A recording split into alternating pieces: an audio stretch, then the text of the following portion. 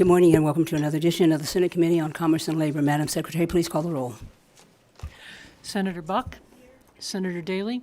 Here. Senator Hammond? Senator Lang? Here. Senator Pazina? Present. Senator Scheibel? Here. Senator Stone? Here. Chair Spearman? Here, and mark all the members present, and my delay was due to Senator Daley, so now let's get... That noise you hear are the gears on the bus, okay?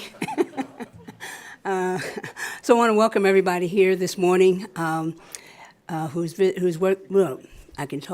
who is with us in Carson City, and I don't see anybody in Las Vegas, but in case you come, there's a welcome on the table, and those who are visiting with us via computer and telephone. A couple of housekeeping items to go over, and let me do mine first. Make sure that you've turned your phone off or on mute so that it doesn't disturb anyone who might be testifying. And if mine goes off, then that would be hypocritical, right? There we go. Boom, there we go.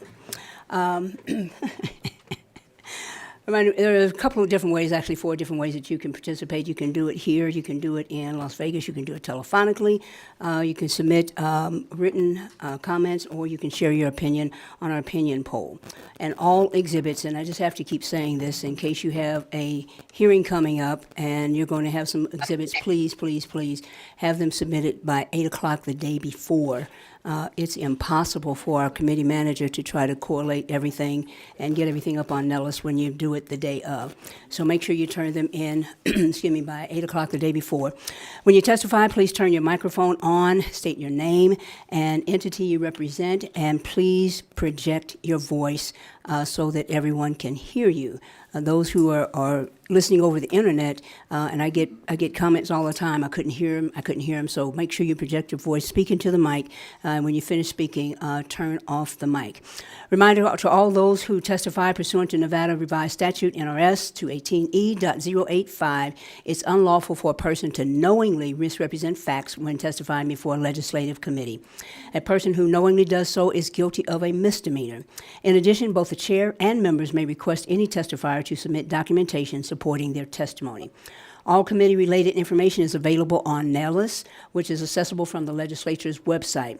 We'll take public comment at the end of the meeting, but please note that public comment is only 2 minutes, and public comment should not, will not, cannot contain anything that we talked about during the hearing of any of the other bills. And again, finally, please do like me, turn your phones either off or put them on silent, okay? And so with that, we will begin with Senator Orenshaw, Senate Bill 194, and the measure revises provisions relating to step therapy protocols. Senator Orenshaw, begin when you are ready.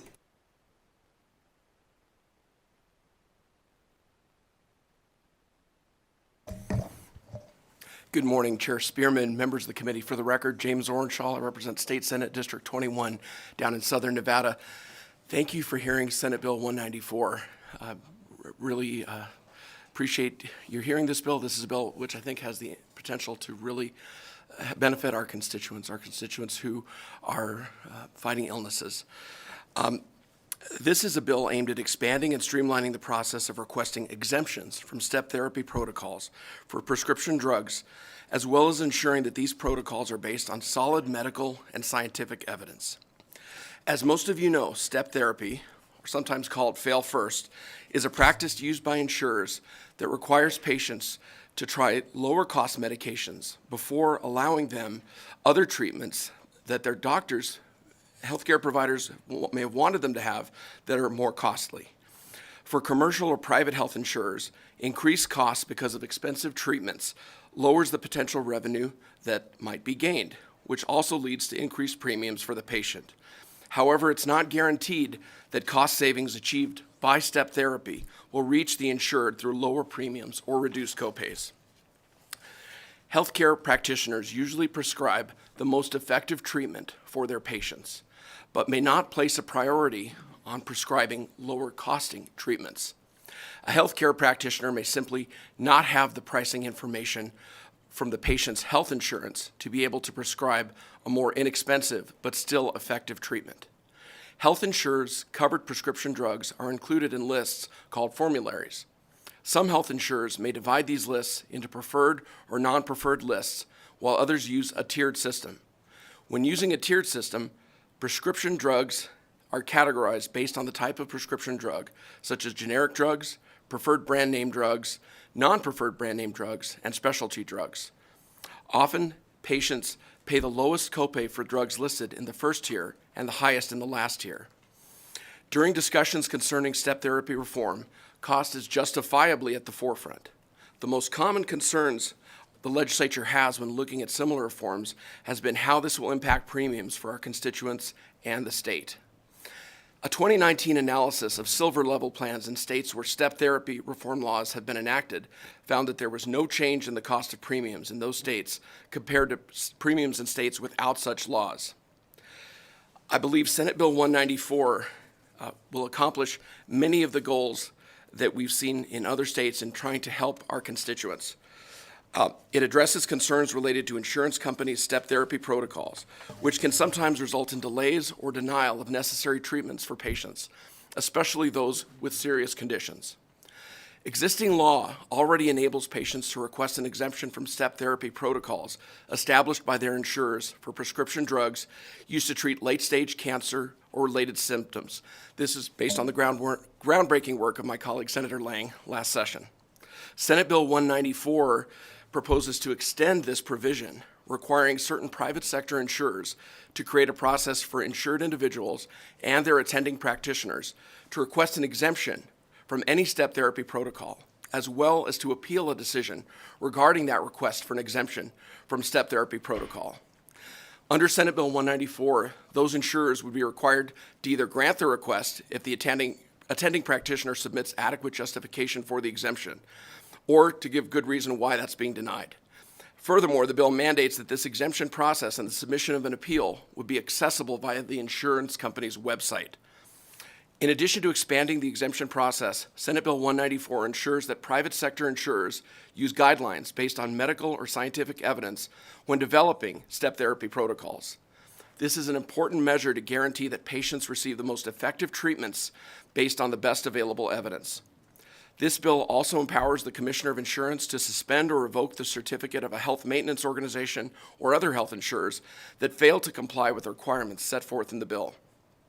Senate Bill 194 does not extend to Medicaid or managed care organizations. Chair, with your permission, I wonder if I could turn it over to Hannah and Lucy, who are here to talk about some of the struggles they've faced in their lives, and then I'd be happy to answer any questions about Senate Bill 194.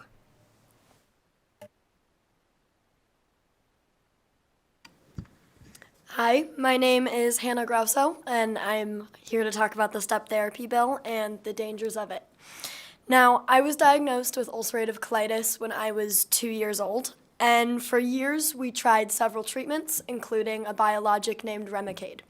Now, none of that worked, and at 8 years old, my parents and I made the difficult decision for me to have my entire large intestine removed.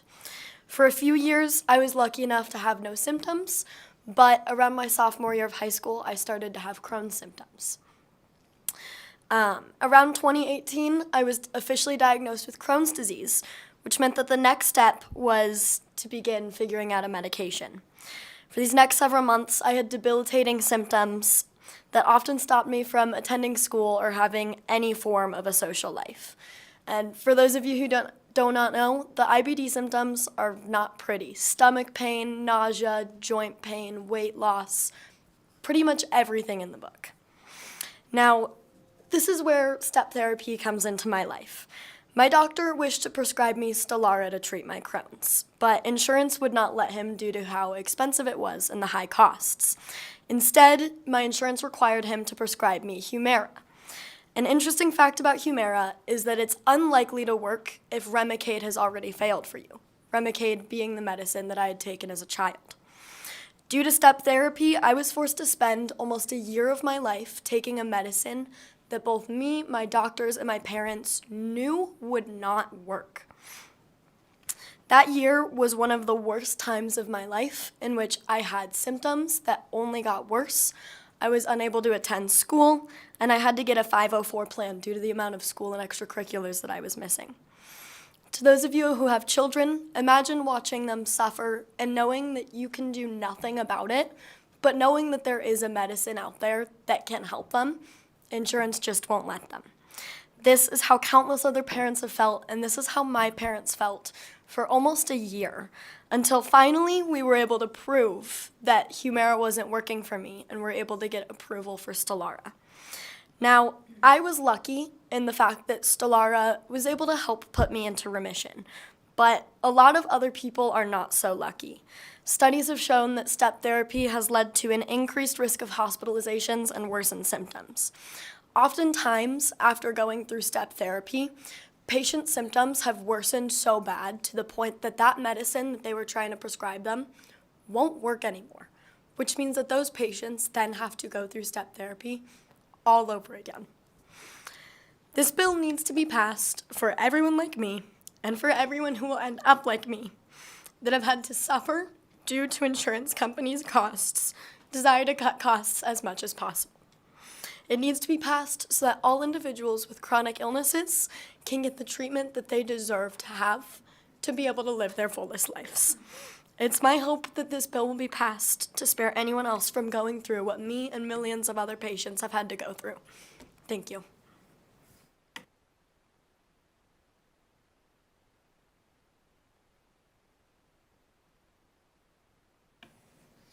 Thank you, Hannah, for sharing.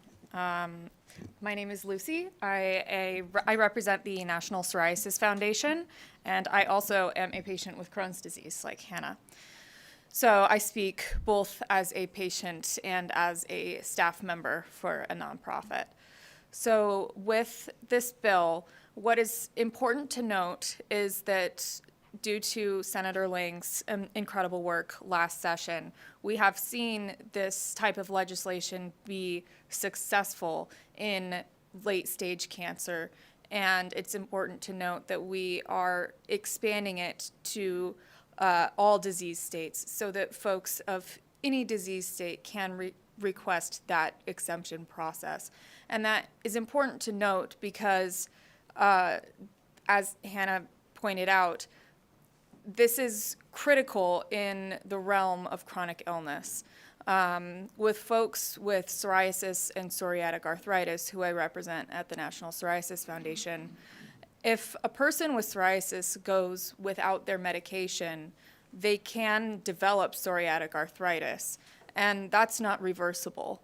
They can also experience more severe symptoms that then cannot be remedied as quickly as they could have been if they had been on the prescription originally prescribed by them. It's important to us that, as Senator Ehrenshaw pointed out, that these decisions are made by the prescribing doctor and a group of peers, not by the insurance companies, because cost is not the only thing that comes into play when dealing with chronic illness. We need to look at patients' symptoms, what's best for them, what's worked for them in the past, and what the professionals believe will work for them. It's not fair that a patient would have to try a medication that they have already tried and failed in the past or is expected to fail. Personally, I was diagnosed with Crohn's disease a little over 10 years ago. And in that 10 years, I've tried about 7 different medications. And 6 out of 7 of those medications did not work for me. And I finally am on a medication, a biologic, that has put me into remission. And I have had stable health for the first time in my life. If I were to change insurance policies and be subjected to step therapy, there is a possibility that I would have to go back and try those medications that I already failed. Medications that put me in the hospital, medications that put me into flare-ups. And those, being on a medication that doesn't work properly for you and can cause severe health effects and potential hospitalization, that doesn't cut costs.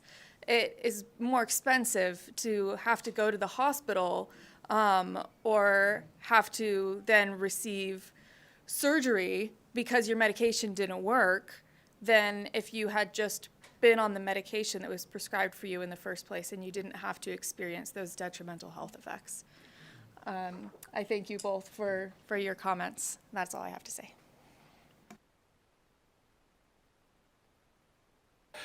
And Chair, members of the committee, James Orenshaw, State Senate District 21, just want to reiterate, Senate Bill 194 would not prohibit an insurer from having step therapy protocols. It would provide this exemption process, this appeals process, and a quick reply from the insurance company as to trying to get the medication that the healthcare provider believes would be best for that patient.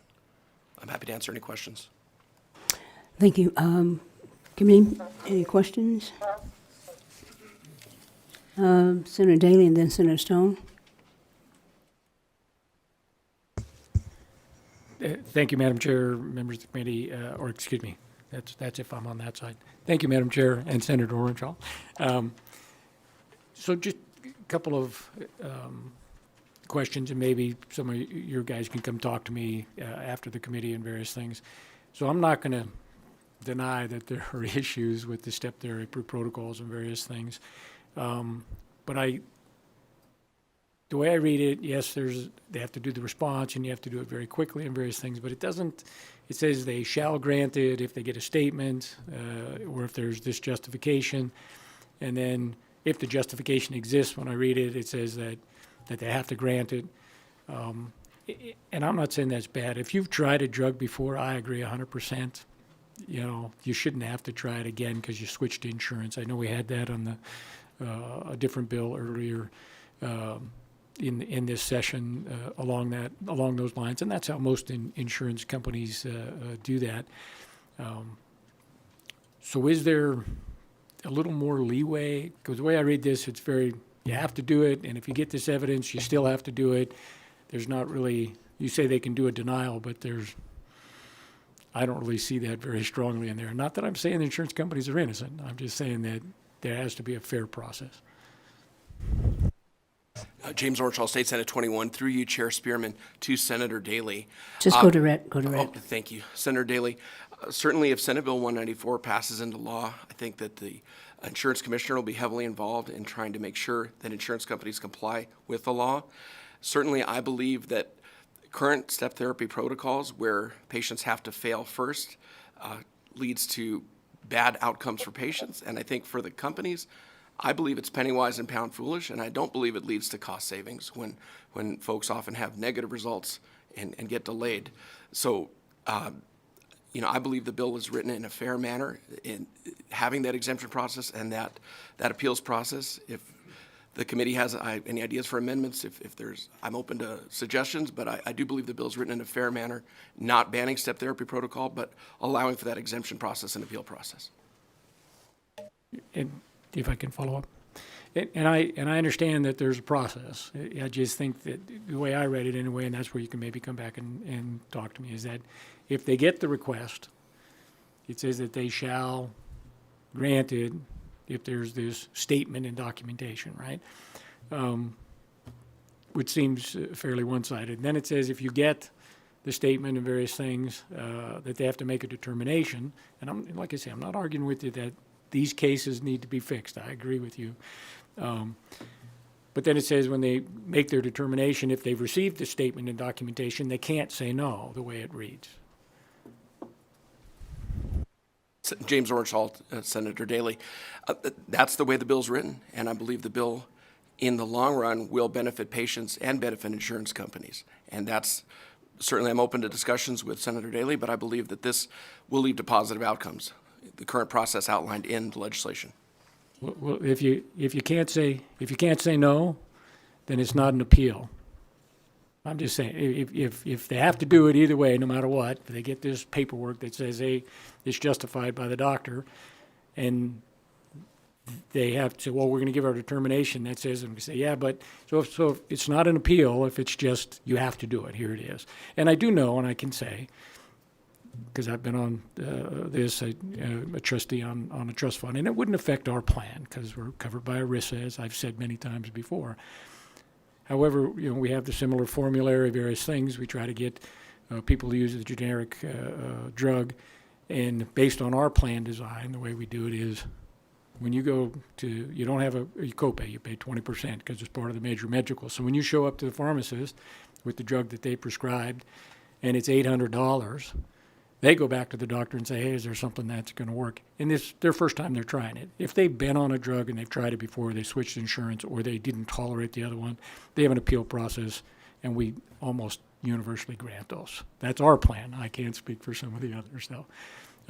But if it's you have to do it, that's what I'm saying. It's a little one-sided, and that's the way I read it anyway. So I'd like to talk to you after. This is Lucy Laub with National Psoriasis Foundation in response to Senator Daley. I do want to note that the language that we are using in this bill is model language and has been used in 36 laws around the United States for similar bills, and we have seen it be successful in other states as well. And one note that I want to make is that we did make sure to include that specific language that the insurance company has to grant or deny, rather than just the insurance company has to respond to a patient in a certain amount of time, because we wanted to ensure that patients would receive a clear answer within that time frame, so that the process would not be dragged on. We felt that if it said that the insurance company had to respond within X time frame, that gave them wiggle room to not actually appeal or deny the appeals process. So we just wanted to have that language in there to hold the insurance companies more accountable, and get a more clear and efficient response from the insurance companies. And Thank could you. Show me where that is offline. That's not the way I'm reading it. So I'm happy to talk to more. And Chair, with your permission, James Ornshall, Senate District 21. I just want to point Senator Daley to the language, which is repeats throughout the bill, the different sections of the insurers who would be affected under Senate Bill 194. But in Section 1, if we look at Sub 3, starting at lines 29 through 33, if the attending practitioner for the insured submits to the insurer a statement which provides an adequate justification for the exemption and any documentation necessary to support the statement, the insurer shall determine that such justification exists if the statement and documentation demonstrate. So, if anything, the final decision here is with the insurer as to whether they believe that adequate justification is provided with the healthcare provider. And if the patient and the healthcare provider think the insurance company is wrong, I believe their only remedy would be go to the Nevada Commissioner of Insurance. So if anything, I don't think this is one-sided at all. I think it protects the insurance company. The ball's in their court as to whether they believe adequate justification has been met. So, and if they don't, and if I'm the patient who's not getting the medication my doctor wants me to get, my only remedy, even if Senate Bill 194 passes, is to go and seek help from the Commissioner of Insurance, which we've got a great Division of Insurance, great Commissioner of Insurance, but that's a lengthy process, and that could take months that you're not getting the medication you need. If anything, I think this is one-sided in favor of the insurance company. It protects them. I wish it went a little farther for the insured. Senator Stone, and then Senator Pazina. Thank you, Senator Ornshall, for your presentation, and Hannah and Lucy, thank you for being here and sharing your stories. I greatly appreciate that. It certainly is a frustration for the dispensing end of this. When you get a doctor that writes a prescription and you got to tell the patient this is not covered, and we got to call the doctor and find an alternative, and the doctor says, well, let's put him on this drug, and then you find out that drug's not covered. You got to call the doctor back again. He's getting angry now because he's saying, I'm the one that's supposed to be dictating the health care of this patient. It shouldn't be the insurance companies that are dictating the health care of these patients. And I'll give you just one example of a family member that was being treated for depression for over 20 years and was on a generic antidepressant. And they switched insurance companies, and the new PBM said that drug was no longer covered. And this patient had already, family member, had already tried other antidepressants. It was already a generic drug, keep in mind, and they said they would not cover it. So we had to go through the appeal process, which took about a month and a half. The person was paying for, my relative was paying for the medication. And then when we finally got the approval, the insurance company wouldn't allow the dose that the doctor was ordering for the drug. So we had to go through this whole appeal process all over again. So is there a need for a streamlined process to get drugs covered for patients? Absolutely, yes. And so I think your bill is balanced in the way it is written. I think one way that might alleviate a lot of these issues is that, these insurance companies through the PBMs publish formularies, right? Well, I'll compare that to when you go to a restaurant and you order a burrito at Del Taco, right? They're going to tell you that if you get the 12-ounce burrito, it's going to be 800 calories. If you get the 6-ounce burrito, it's going to be 500 calories. I personally think that formularies, when they have drugs that are on the formularies, they should be put a range of costs so that the physician can see. Because when a physician is prescribing medications, they're getting the information from drug detail people, and what are they coming in with? They're coming in with brand name drugs, right? So they may not be aware that there's a generic available for a drug. And so I think if this is an idea for a future bill, that when you have formularies, there should be cost ranges on these drugs so that physicians can say, well, this drug is $1,000 a month, and this other drug that I think can do the job is $25 a month. Then he can make the therapeutic decision whether or not it's worth a failure for the patient to be put on that drug. So I want to applaud you for carefully writing this, and I love the idea of having the website. But we also know that we live in a technological age where things don't always work as well as we want. Technology can be a blessing or it can be a curse, right? So the only issue that I have with the bill is Section 10. And it says, Section 10 of this bill authorizes the Commissioner of Insurers to suspend or revoke a certificate of health insurance maintenance organization that fails to comply. That just seems very draconian on a first glimpse. I would just like you to consider some protocol that gives the insurance, the commissioner, the ability to have a registered letter or a talk with the administrator of a health plan to say, listen, you've got 10 days to get this fixed. If you don't get this fixed in 10 days, your license is in jeopardy. Because if you just revoke an insurance company's license, you got thousands of people that are going to, where am I going to go for my health insurance? So I just hope that you'll maybe be a little more sensitive to that. And if it's already in here someplace and I didn't see it, please let me know. Chair Spearman, with your permission, James Ornshaw, State Senate District 21. Senator Stone, thank you for your comments. I appreciate you sharing your experiences as a practicing pharmacist. Certainly, I have got relatives with serious illnesses, and I've seen situations where their healthcare provider has said, I want you to try this medication. They run down to the pharmacy to go pick up that medication, and the pharmacist lets them know, well, no, the insurance won't approve it. And then my relative has said to them, well, but my doctor says I really need to take this and start it immediately. And I've even had situations where my relatives have said, well, can I just pay cash if the insurance won't cover it? And the pharmacist has very often said, no, I won't, unless the insurance provides the okay, I won't even sell it to you. So certainly there's a need for a lot of reform there, and it's a difficult situation, and I think this bill will help with that. As to your question regarding Section 10, that's existing law regarding powers the Commissioner of Insurance has. And I don't want to speak for the Commissioner. I'm not sure if they're here today. Past experience I've had with family members and with constituents when there were issues where insurance companies, this was with failing to cover actually a surgery.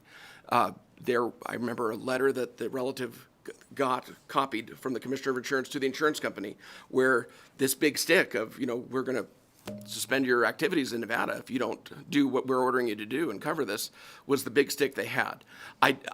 As to how often this is actually used and what kind of steps they use in terms of progressive discipline with insurers who are not complying with Nevada law, that, if they're here, hopefully they can speak to. But I believe, the actual revocation of someone's license rarely happens.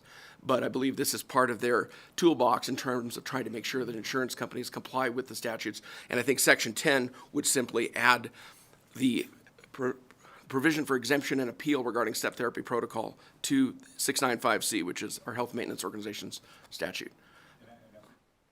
And I really appreciate that. I just worry that when you have technological parameters such as a website, and what if the website is down, or what if something's not included in the website inadvertently, an honest error, I just don't want to see an insurance company get sanctioned in some way when they have an ability to remedy it once it's brought to their attention. That's all I'm concerned about.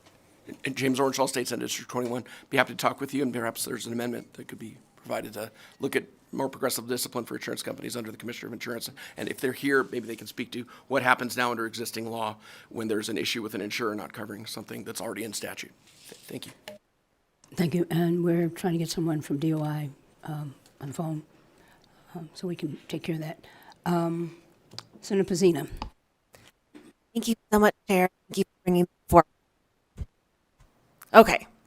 Better mic success this time around. Thank you, Chair. Thank you, Senator Orenshaw, and thank you so much for sharing your very brave testimony with us today. I had a question more with how the practicalities of it worked, and I was just hoping you could help answer a question. And it's Section 1, number 2C, and it's written throughout the legislation, essentially that the insurer has 72 hours to respond to the request, or 24 hours if there are exigent circumstances. And just because apparently this legislation has happened now in 36 states, I was more just curious if that was happening, how that process was working. This is Lucy with National Psoriasis Foundation. That is part of the model language that is successfully been implemented in the other states as well. And the purpose of that timeline is so that the process doesn't get dragged on. And so, yes, that's standard practice, that time frame. And Chair, with your permission, James Orenshaw, State Senate District 21, I was actually looking over the Oklahoma legislation, and I think we're actually a little more generous here in this bill, because I think the Oklahoma legislation has a hard 24 hours in terms of getting a reply from the insurance company. We do have this, 24 up to 72.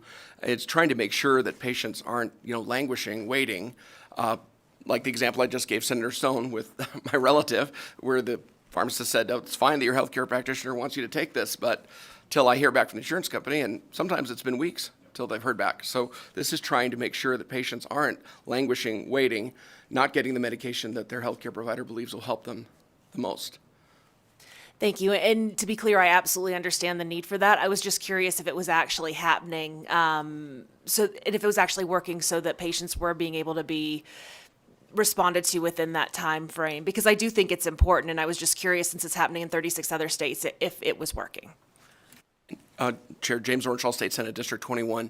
Certainly what I've read is that it is working, and I think we're going to have some testimony from some healthcare providers who work not only in Nevada but in offices in other states, who can also discuss as to how it's working in states that have passed similar legislation. But what I've read is that it is working. Additional questions? Okay, Senator Orenshaw, you have anyone else who's going to present with you? No, Hannah and Lucy, I'm so lucky to have you here. Thank you for sharing the struggles you've gone through. Thank you, Chair, for allowing them to testify. And with that, I appreciate your hearing the bill. Thank you. And so now we will open up public hearing on Senate Bill 194. Those who are in support, please come to the table here. There are 3 chairs. If you are in support and you are in Las Vegas, please come to the table. I think there are 2 chairs there.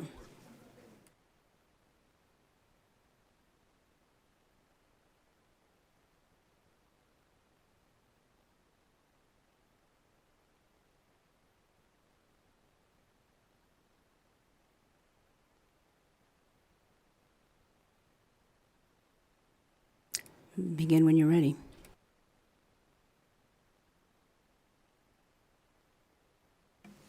Hello, my name is Heidi England, and I'm from Reno, Nevada, and I'm part of the MS Invincibles. And we are a group, we have MS, multiple sclerosis. And there's one thing I would like to comment on right away. I heard this gentleman mention, the senator mention, $800 for a prescription. I heard the next senator mention $1,000 for a prescription. I have never seen those prices in my life. Yeah. The drug I'm on is $25,000 per month. the insurance company either covers $15,000 to $25,000 per month for a pill, 30 pills with a certain milligram, and I take it before I go to bed each night. And if I didn't have that pill, I'd be sick again within 2 months. And I just want to say, I've never seen those prices. What we're talking about is specialty drugs from the specialty pharmacy.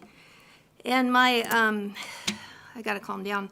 My testimony, pretty much tells my story.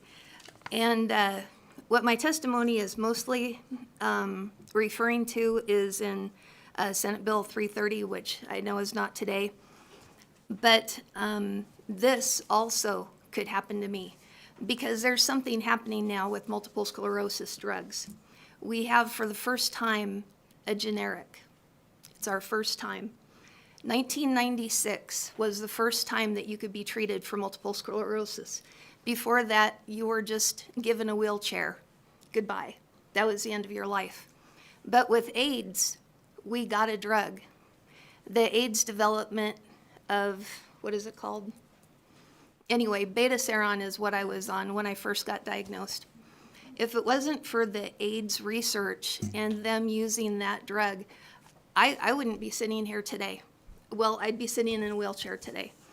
So anyway, since 1996, now we're all the way to a pill. They never ever thought they could get a pill for MS. When I was first diagnosed, there was this lady sitting in the same room as me, and she says, "Oh, I'm gonna get the pill." And I thought, well, who the hell are you and who's your insurance? Because at that time it was $50,000 to $60,000 a month for a pill. She thought she was special. But now, all these years later, I'm on that pill, and I think I'm special too. I'm lucky to be on that drug. Could you pour me some water? Okay, so the problem is with this step therapy, I could be prescribed a drug that I've already been on that has already failed. And there's one in particular I need to tell you about. When I tell you my testimony, you're going to note that I was very sick, okay? After I got that sick, they had to put me on a stronger drug. And the stronger drug was an infusion. I would have to go and have an infusion once a month. It took about 3 hours. And that was like 50 to 60, maybe almost to 80,000 a month, because the insurance company has to bill for the infusion center. It's not just the drug anymore. So we're going from 15,000 to 50 to 60,000 per month. So anyway, I reached my peak with that drug. When you measure so high for the JC virus in your blood, because I had to have my blood taken all the time, when you get to a certain point, you have a risk of what's called PML. PML is a brain disease that kills you. You're dead. It's the end of it. So I registered too high, and I had to stop that drug. That's why they put me on the pill. I got lucky enough to get to that tier. So I've been through 5 to 6 different MS therapies. If step therapy was forced on me with my new insurance, which is already messing with me, if I was forced to go on to step therapy, they could put me on the first couple drugs I already been through. With MS, it doesn't work that way. It does not. Each separate MS drug attacks a different part of your body. And I say attacks because that's what it does. It has to shut down a certain part of your immune system. That's pretty serious. So you can't just be bounced. You cannot. And if I'm bounced right now from my name brand, Aubagio, if I get bounced to the first ever generic, it's a generic for Aubagio. Why force me to switch? You know how much I had to go through to get a copay card so that I could actually afford my drug? If I'm bounced to the generic, where does my copay card go? It disappears. Then I cannot afford my drug that's $20,000 a month, $25,000 a month. What's the insurance company going to charge me? I'm on a new insurance now because every year I have to go through Nevada Health Link, which is a privilege. I'm glad to be able to buy health insurance. But now it's $300, $323 a month for me for my health insurance. And if I had to pay $800, $1,000, anywhere a month, I couldn't afford it. I'm already retired, and I'm retired because of what the insurance company has done to me. And so with that, I'll read you my testimony. I'm sorry, but we could talk for hours about how serious this stuff is. Okay, good morning. I would like to tell you what medical management technique means to me. It cost me my job, my identity, gave me 2 brain lesions, and took the feeling in my arms and hands. I was in pain, had difficulty thinking, could not write my own name for years, could not tie my shoes or button my blouse, and I still cannot do buttons. My husband does. I had worked for the state of Nevada for almost 17 years, when suddenly, as a cost-saving measure, the specialty pharmacy contracted by the state of Nevada was changed to a new specialty pharmacy. As a medical management technique, my drug for multiple sclerosis was withheld from me for almost 2 months. I contacted the governor, my elected officials, anyone and everyone I could try and help me, and nobody could do anything to help me. I got extremely sick, had to retire from my career with the state of Nevada, and I still live with the effects of this severe permanent neurological damage every day. What we do in order to keep people well and on medication should be a priority, not a cost savings experiment. Medical management techniques are a sadistic way to treat your fellow Nevadans and have real-world consequences, as my story can tell you. Please fight for the rights of me and others who need honest, accessible health care. And the PS on my statement is, regarding SB 194, step therapy protocol is another sadistic form of treatment in which you're letting the insurance company play God with the life of Nevadans who need to be treated the way their trusted doctors had intended, with the specific drug and treatment that was intended. And the reason why I use the word sadistic is because we suffer. You don't know how much I suffered when my drug was withheld from me. I would be out there in the parking lot every day from my job. I would go outside and I would try and call somebody to help me. And I would stand out there and I would scream and I would cry, and nobody could get me my drug. And what happened to me shouldn't have happened to me.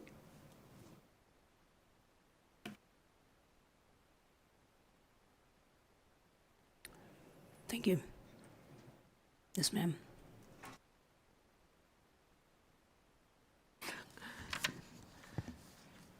Good morning. My name is Chris Nollert, and I'm the leader of the MS Invincible Support Group. And I'm reading this testimony for one of my members who couldn't be here. This is her. And her testimony is this. My name is Jan Calais. I've had multiple sclerosis for 34 years. Earlier this year, I was also treated for a very aggressive esophageal cancer. And now at age 70, I also have rheumatoid arthritis that is raging. You see, I understand the importance of this bill to the chronic disease patients. I stopped taking my original MS drug, Copaxone, because my insurance took it off the formulary. They forced me to try and fail on a different generic drug, which my body could not tolerate. Desperate, I started paying $8,000 a month out of pocket. I filed an appeal to the insurance company, and it was denied. Lucky for me, one of my RA drugs is almost the same as another MS-modifying drug called Aubagio. The medication my rheumatologist actually wants me to be on is Orencia, but that will cost me $2,400 a month at my infusion center. None of my meds are what is best for me. It is beyond crazy that we allow this. My oncologist is working with me to figure out what to do. Passing SB 194 would give our doctors a chance to help patients like me access the drugs that will actually work for us, instead of spending thousands of dollars on whatever we can get through an approval process that does not prioritize our health. Please help. Thank you.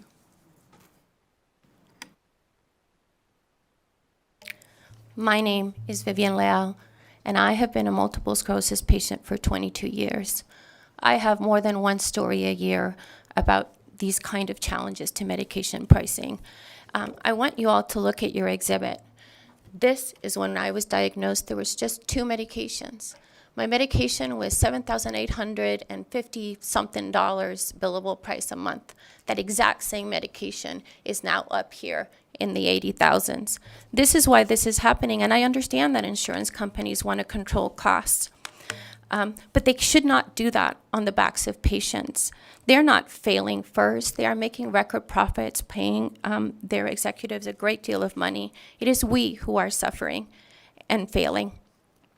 The irony is that as the range of medications available has dramatically improved the long-term outcomes and delayed disability, look at us, the response to these high prices has been to limit access to them, availing themselves of every excuse. So you worry about the insurance companies having too short a time to respond. What they actually do is give us the runaround. They have 10 days to respond and then 10 days working days to respond to the response. One of my last challenges that was just so frustrating, my doctor, the head of the MS Center at Stanford, wanted me on a certain dosing schedule, as similar to what happened to Heidi, because my medication was not quite doing the job. I was getting into something, forgive my language, referred to as the crap gap, where you can't make it from one dose to another. So he tried to adjust my dosage.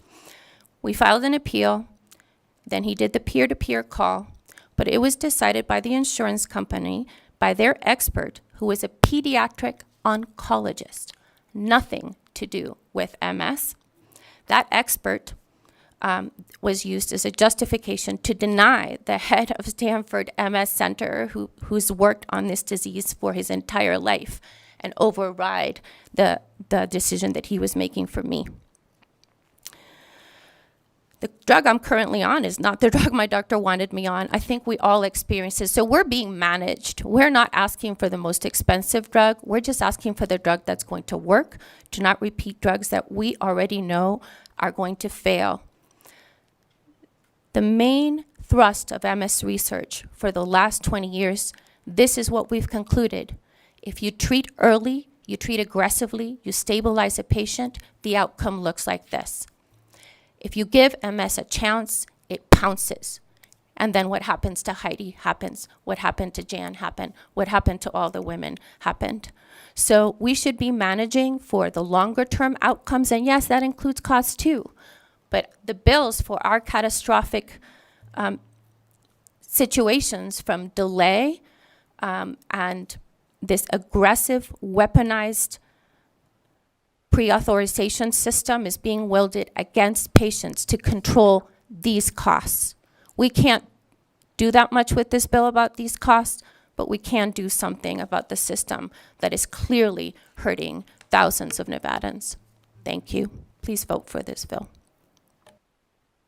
Thank you. We'll go down to Las Vegas, and you all can step back if there's anyone else here in Carson City who wants to testify in support.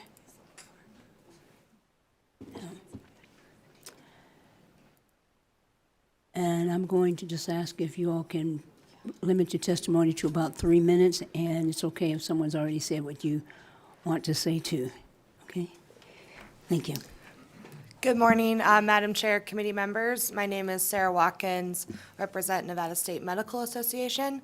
I'll keep it short and sweet. We are in support of SB 94. Thank you. I'm president of Lupus of Nevada, very proud to be. I'm here and asking you, please support 194, please. I've had lupus for 23 years. I started lupus with being blind, and I didn't think I was ever going to see again in the Bay Area. And my Stanford doctors worked hard. When I got out to Las Vegas 20 years ago, I couldn't find anyone to help me. And it was just by the grace of God, there are a few good doctors there. And we lupus individuals started working together, started wanting to do something together and fight for what we need to fight for. And this is so important for us to do this fight and not watch each of us die. As I go to the hospitals and deal with my lupus people, I'm in the rooms with them, and when I'm asked to go, I sit out in the hall and just cry. And the doctors come by and they say, what is going on? And I say, my people are dying. Now, my doctor, and I'll give you one example quickly, one of them had authorized a drug for me. So what happened was the insurance company said, well, we're not going to give her that. We're going to give her something else. And my doctor called back and said, she will get the drug she needs. I'm not playing with you insurance companies. This woman has major problems, and it will be what it's be. Not every doctor can do that. But I just want to let you know we are human. We love what we do. We're trying to survive, and we appreciate everything that you guys can do for us because you have made a change in our lives. Thank you. Please support 194. Reverend Dr. Williams, I thought that was you. Yeah. I thought that was you in the back. Yeah. Thanks so much for supporting this. Okay. Thank you. Good morning, Madam Chair, members of the Senate Committee on Commerce and Labor. Brian Wachter, Senior Vice President of the Retail Association of Nevada. On behalf of our pharmacy members, we are in agreement and support of SB 194. Oftentimes, we are the front lines. It's our employees that have to deal with the frustration of patients who are trying to navigate a very complicated system. And it's frustrating to be able to have a medication that we know will probably work better, that the patient knows will work better, that's behind the counter, but we're unable to dispense it. And so we think the limited scope of SB 194 is good, and we appreciate the sponsor bringing it forward, and we look forward to its passage. Good morning, Chair Spearman and members of the committee. For the record, Carrie Harrington, I'm the Executive Director with Nevada Cancer Coalition. We're very grateful that Senator Lang addressed this for our stage 4 cancer patients. We would love to increase this to cover anyone with cancer at any stage. Cancer now, with today's technology and the advances in care, is very individualized as far as treatment. No one's cancer is exactly the same as another's. So failing first on a medication or treatment for anyone with cancer could mean life or death at any stage. So we respectfully thank you so much for hearing this bill, and we are highly in support of it. Thank you. Thank you. We'll go down to Las Vegas now. And if there's anyone else in Las Vegas that wants to testify and support, there's an empty chair at the table. And if there's anyone else here in Carson City who wants to testify, there are 3 empty chairs up here. So Las Vegas. Oh, hello. Good morning, Madam Chair, members of the committee. For the record, my name is Sean Navarro. I live in Senate District 6. I'm here to testify in favor of this bill. I want to really thank everyone for the testimony and the witnesses that we've seen already. I think this makes it very clear that these people are more than claims. They're more than names on spreadsheets, these giant insurance companies. They're people with real stories, with real families, and it affects not just the people directly, but their families as well. I know for me personally, I was unexpectedly hospitalized this past January for 2 weeks with emergency gallbladder surgery, and I kind of learned about how our current medical system works, where you need someone to advocate for you, or you have to learn to advocate for yourself. And a lot of folks don't have that. Many folks in the Latino community and immigrant communities, they find it very difficult to navigate this very Byzantine system we currently have between doctors and pharmacists and insurance companies. So I think anything that helps streamline that process is very good. So I want to thank you all so much for your time, and I hope you support this bill. Thanks so much. Thank you. We'll come back up to Carson City now. Thank you. Good morning. Sean McCoy from Reno, Nevada. I'm here on behalf of my family. Fortunately, we didn't have to fail first. We were diagnosed with Crohn's and were able to get on Stelara right away. The concern we have is that we had to stay on COBRA to make sure that insurance did not change, because any change is going to potentially require us to go back and look at failing first after we've already been successful on the current drug we're on. And so the concern we have with SB 194 not passing is having to switch when COBRA runs out to a new insurance company that will make us potentially have to try other drugs while one is currently working. And the key piece our doctor made clear was that the issues with biologics is while they may be working, if you stop them, fail first for a year, it may not work again when you come back. So we don't want to be stuck in a situation where we are successful, surviving and thriving on the medication we have, only to have to stop for our chance to fail. Thank you. Patrick Frazee. I'm from Las Vegas, and I want to thank you for supporting this bill. I am here today representing the National Psoriasis Foundation with Lucy, who was just here. I am the lone advocate volunteer for Las Vegas and the state of Nevada for the Psoriasis Foundation. Nobody else is doing this as a volunteer. And I'm so glad to be here because there's 30 some odd autoimmune diseases, and they're all represented here today. And I myself also am a psoriasis patient, but I have been blessed. I did 7 years of clinical trials as an official guinea pig, and so I did the step therapy within my clinical trials. I am now on the farm that I went through 3 different pharmaceuticals who are all now available on the market, Humira, Stelara, and there's another one. I'm now on Tremfya, which I was clinically on for a while. It has worked for me. I am blessed right now. My out-of-pocket is $0 per month, but that's going to change, I think. So I'm not trying to brag here. I'm trying to be honest and say that I'm here to help whatever has to be done. I'm representing Las Vegas. I'm representing the state of Nevada as an advocate volunteer. You'll see me again. In fact, I'm coming back up here in another couple weeks for another medical organization to do this again. So I'm serious about this, and I thank you all so much for giving us this time today in the Capitol here to help us support this cause. Thank you so much. Thank you. BPS, do we have anyone on the phones?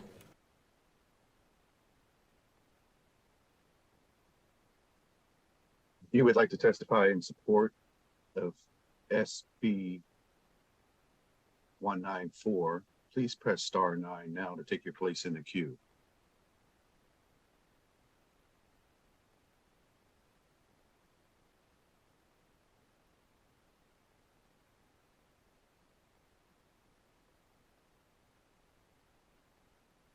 Good afternoon, Chair Spearman and members of the committee. For the record, my name is Aaron Rook. That's E-R-I-N-R-O-O-K. I live in Senate District 3, and I'm here to testify in support of Senate Bill 194. As someone living with multiple chronic illnesses, I've also experienced unnecessary delays in accessing doctor-prescribed treatments due to step therapy protocols. I primarily had this experience in relation to medication for ADHD. The step therapy protocols meant that I had to try multiple less expensive medications before my insurance would approve the prescription my provider knew would be most effective. During that time, I not only wept without symptom relief, I also experienced challenging side effects. It was rough, but what I really worry about is facing this battle over my more serious health conditions. Like the earlier presenters, I also have a type of inflammatory bowel disease called ulcerative colitis. I also have a chronic autoimmune condition called hidradenitis suppurativa, for which the primary treatment is a biologic. While I've been lucky to not yet require medications that require that prior authorization, I expect that this will be part of my future. And as many folks have said, I think it's really important for people to realize that these types of diseases can have serious and even fatal outcomes if not properly treated, whereas the worst case outcome for insurance providers is a decrease in profits. To illustrate, at a recent visit with my GI doctor, after a period of being off medication due to lack of insurance, she told me that I was, quote, playing with fire, and that I increased my risk of colon cancer every day I went without taking my maintenance medication. Patients already experience enough barriers to accessing care. The least we could do is make it easier to access the medication their doctor prescribes. This is an issue that impacts my husband as well, whose rheumatoid arthritis requires those expensive biologic medications, and without which he is not able to work or even do something as simple as open a doorknob. I urge you to support Senate Bill 194 to help ensure that patients have the ability to access appropriate medical care without jumping through hoops. Thank you.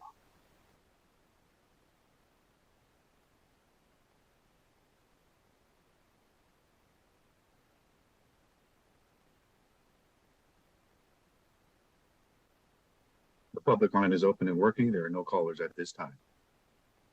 Thank you. Now we'll open up public testimony for those in opposition. Up here in Carson City, in Las Vegas. And there are 3 chairs if you're here in opposition. There are 2 others that are empty. Thank you, Chair. Paul Young with Tom Clark Solutions on behalf of Farm School Care Management Association. I'll keep it short. We'd like to thank Senator Orenshaw for bringing this important bill. We do understand the concerns of everyone, and even though unfortunately at this time we're opposed to SB 194 in its current form, we look forward to working with Senator Orenshaw on this bill and getting to a place. Thank you. Thank you. Have you talked with him about your concerns? Yes, we've had meetings. You all working? Yes. Okay. Anyone down south in opposition? BPS, anyone on the phones?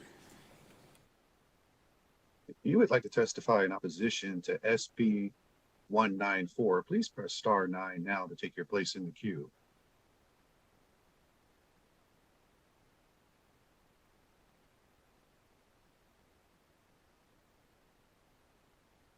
The public line is open and working. There are no callers at this time. Thank you. Anyone here in Carson City or in Las Vegas in neutral?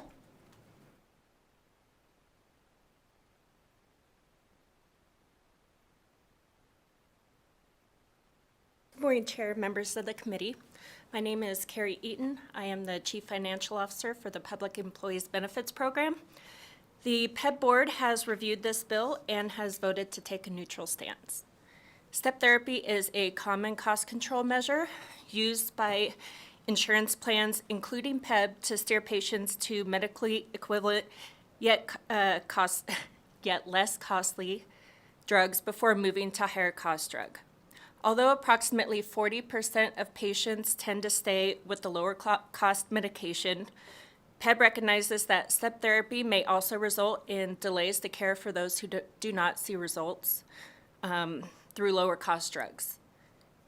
PEB saves an estimated $3 million annually through the use of step therapy protocols, and these savings are passed back to the members, back to the plan, which in turn helps control rising employee premium costs. Although this bill establishes an appeal process, which PEB already has in place, the final say ultimately lands on the provider, which is projected to reduce the volume of step therapy cases significantly, likely up to 40%. This is anticipated to drive costs up by a projected $1.5 million per year to PEB. Thank you. Thank you. What's the average age of your beneficiaries? Do you know? I do not know that. I can get that to the committee. Okay, yeah, because I'm just curious because it's like, it's a blessing to get older, but in some cases it costs a lot too. Very true. So, okay. I will get that to the committee. Okay, thank you. Anyone else here in neutral? Anyone in Las Vegas? VPS, anyone on the phones?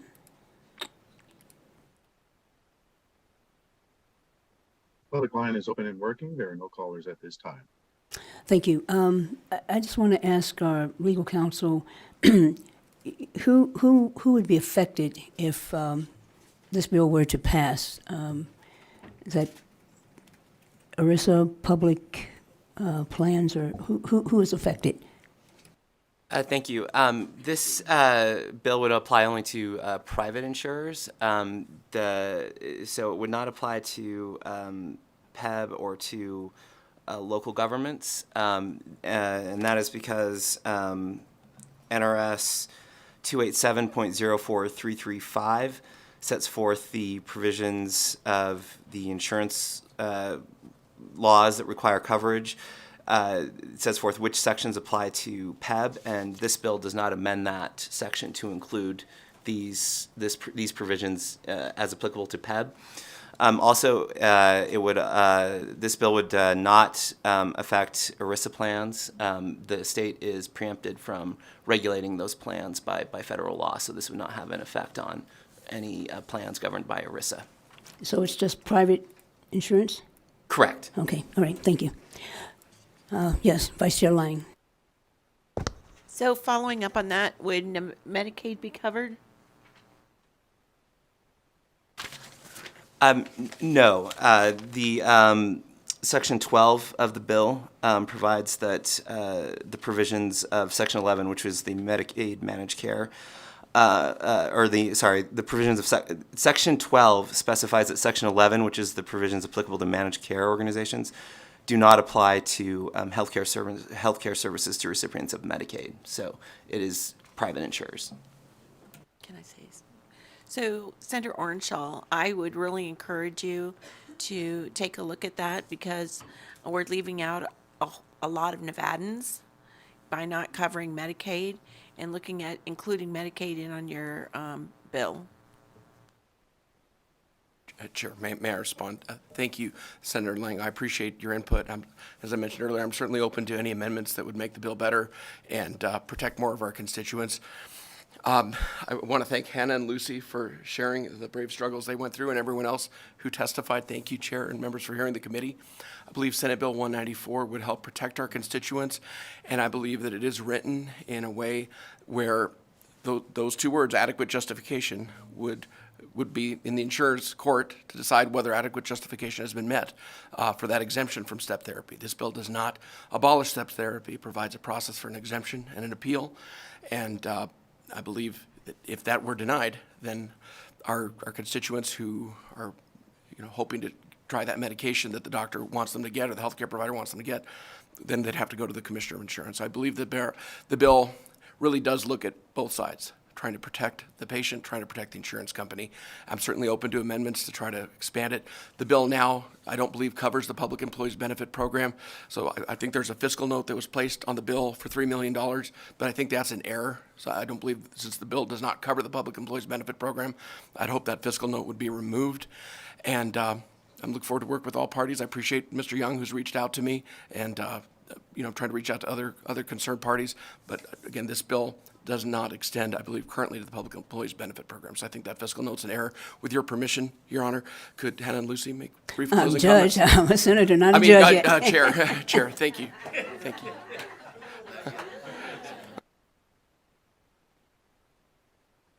Lucy Laub, National Psoriasis Foundation. As far as ERISA plans go, there is the Safe Step Act currently in the U.S. Congress right now in the Senate. We do have support from Senators Rosen and Cortez Masto on that as well. So we are trying to tackle this from both sides, the state level and the federal level. And then in conclusion, I just really want the committee and whoever's listening to really understand what it means to fail a medication, what it means to be sick as a person with a chronic illness. It's not just having a cold or feeling under the weather or missing a couple days off of work. Failing a medication can mean hospitalizations, it can mean procedures, it can mean a lot of pain, missing long periods of school or work, and it can mean irreversible effects. It can mean being bedridden, not being able to leave the house. It's really challenging living with a chronic illness, and that impacts you in every aspect of life, financially, emotionally, physically. And to be going through all of that while you know there's a medication out there that will work for you adds to the suffering. So I really want you all to sit with that and understand what it means to be a person with a chronic illness, and why is that the price to pay for insurance companies to reduce costs. Once again, my name is Hannah Grasso. Same thing, wanted to just note the effects that step therapy really does have. My entire body has been racked by this disease, and that's largely due to the length of time that it took for me to get the adequate care. I have pinched nerves in my shoulders from hunching over from stomach pain. I have chronic joint pain. step therapy really does do a lot of damage because it means that it's months or even years in which you are not getting that adequate care. So I think it's just really important to note the effect that it has on real people and constituents. Thank you. Thank you. I have a sister who was diagnosed in, I think it was 1995 with MS. And we thank God every day that my brother-in-law was in the military. And I thank God that one of the best decisions I made in '78 was to get commissioned. So I do understand. I have a sister who was on step therapy, and it made her much worse. One of the medications that they gave her, she dropped like 40 pounds in 2 months. So thanks for your testimony. Thank you for your courage. I think, who put the fiscal note on? Chair Spearman, James Orenshaw, State Senate District 21, that's from the Public Employees Benefit Program. But this bill does not open Chapter 287. I don't believe that fiscal note, I think that's placed in error. So hopefully that will be removed. Thank you again for hearing the bill, and thank you members for your attention, and I appreciate your consideration of this bill. Okay, yeah, so I need you all perhaps get with Senator Orenshaw and make sure that your members, whoever made the decision to put the fiscal note on, and make sure that their understanding is clear. Whenever there's a question about the legality of anything, we always defer to LCB. They are our arbiter, because if we do something that is in error, they're the ones that have to defend it in court. So make sure you all get with Senator Orenshaw to clear that up and make sure everybody understands what the law says with respect to PEPs. And I'll just end with this. I think it was Dr. Maya Angelou, who said, we all have empathy. The question is, do we all have the courage to display it? So thank you. Thank you, Chair Spearman. Thank you very much. That couldn't be said better. Thank you.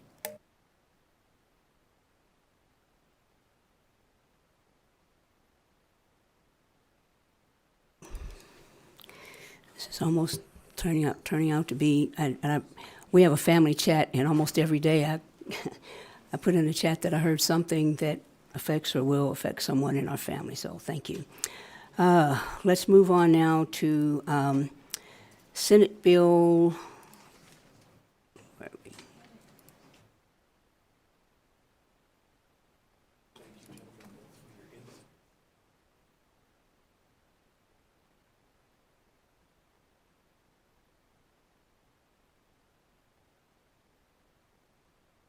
We'll move on now to Senate Bill 352, sponsored by Senator Scheibel and co-sponsored by Senator Stone.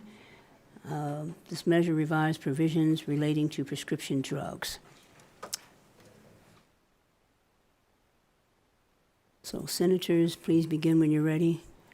And contrary to popular opinion, I'm not a judge. Well, good morning, Chair Spearman. I would appear in front of you anytime. My name is Melanie Scheibel. I'm the state senator for District 9. I am pleased to be before the Senate Commerce and Labor Committee again this morning with my colleague, Senator Stone, who will be presenting the bill and walking through the provisions of it, as well as a conceptual amendment with you.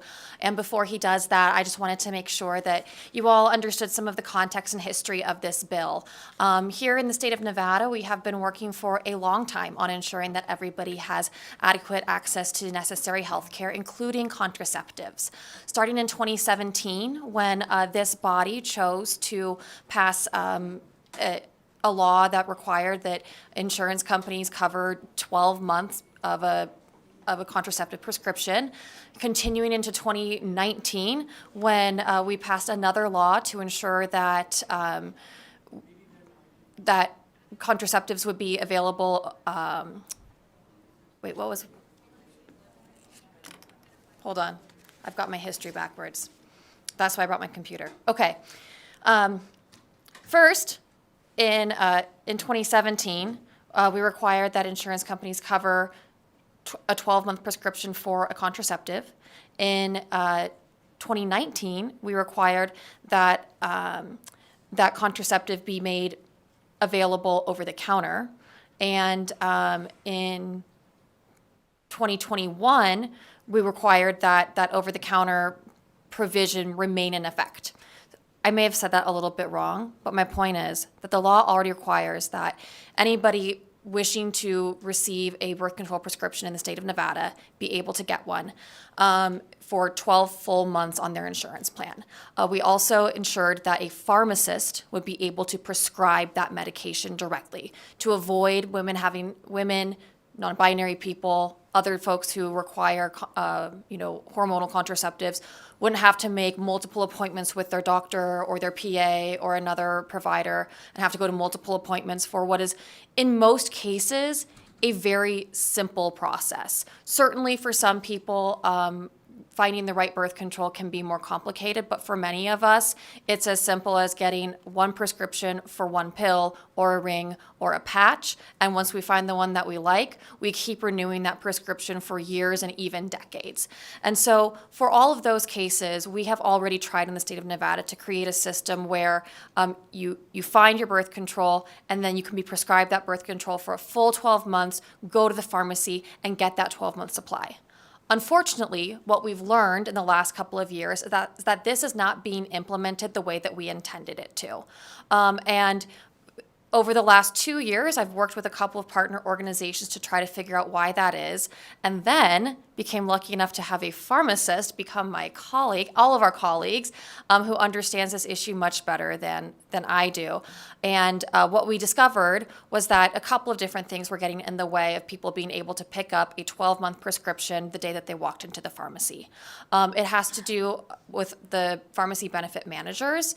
And it has to do with the insurance companies that even though they're required to cover these prescriptions, they were only prescribing them for 3 months at a time because we had included a provision allowing for the first prescription to be only 3 months long and then 12 months after that. And when people were switching insurance, the insurance companies were going back and starting over with that 3-month prescription. Or the PBMs were simply interpreting the law in a different way and not allowing pharmacists to fill those prescriptions for the full 12 months. So that is why we are bringing SB 352 to you today to close the loopholes, clean up the language, ensure that every person in Nevada can go to their pharmacist, be prescribed 12 months of contraception, and receive all 12 months at one time. And I will now turn it over to my colleague who will explain the way the bill does that much better than I could. Thank you, Senator Scheibel, Madam Chair Spearman, Vice Chair Lang. It's an honor to be presenting before you all here today, and I'm very honored and humbled that my colleague, Senator Scheibel, allowed me to partner with her on this very important bill. This bill will expand access to the number of providers that can provide oral contraceptive to patients by authorizing pharmacists to make such orders. It further codifies the responsibilities of a pharmacy benefit manager, commonly known as PBMs, that must comply with the same provisions of the Nevada Insurance Code as insurers do.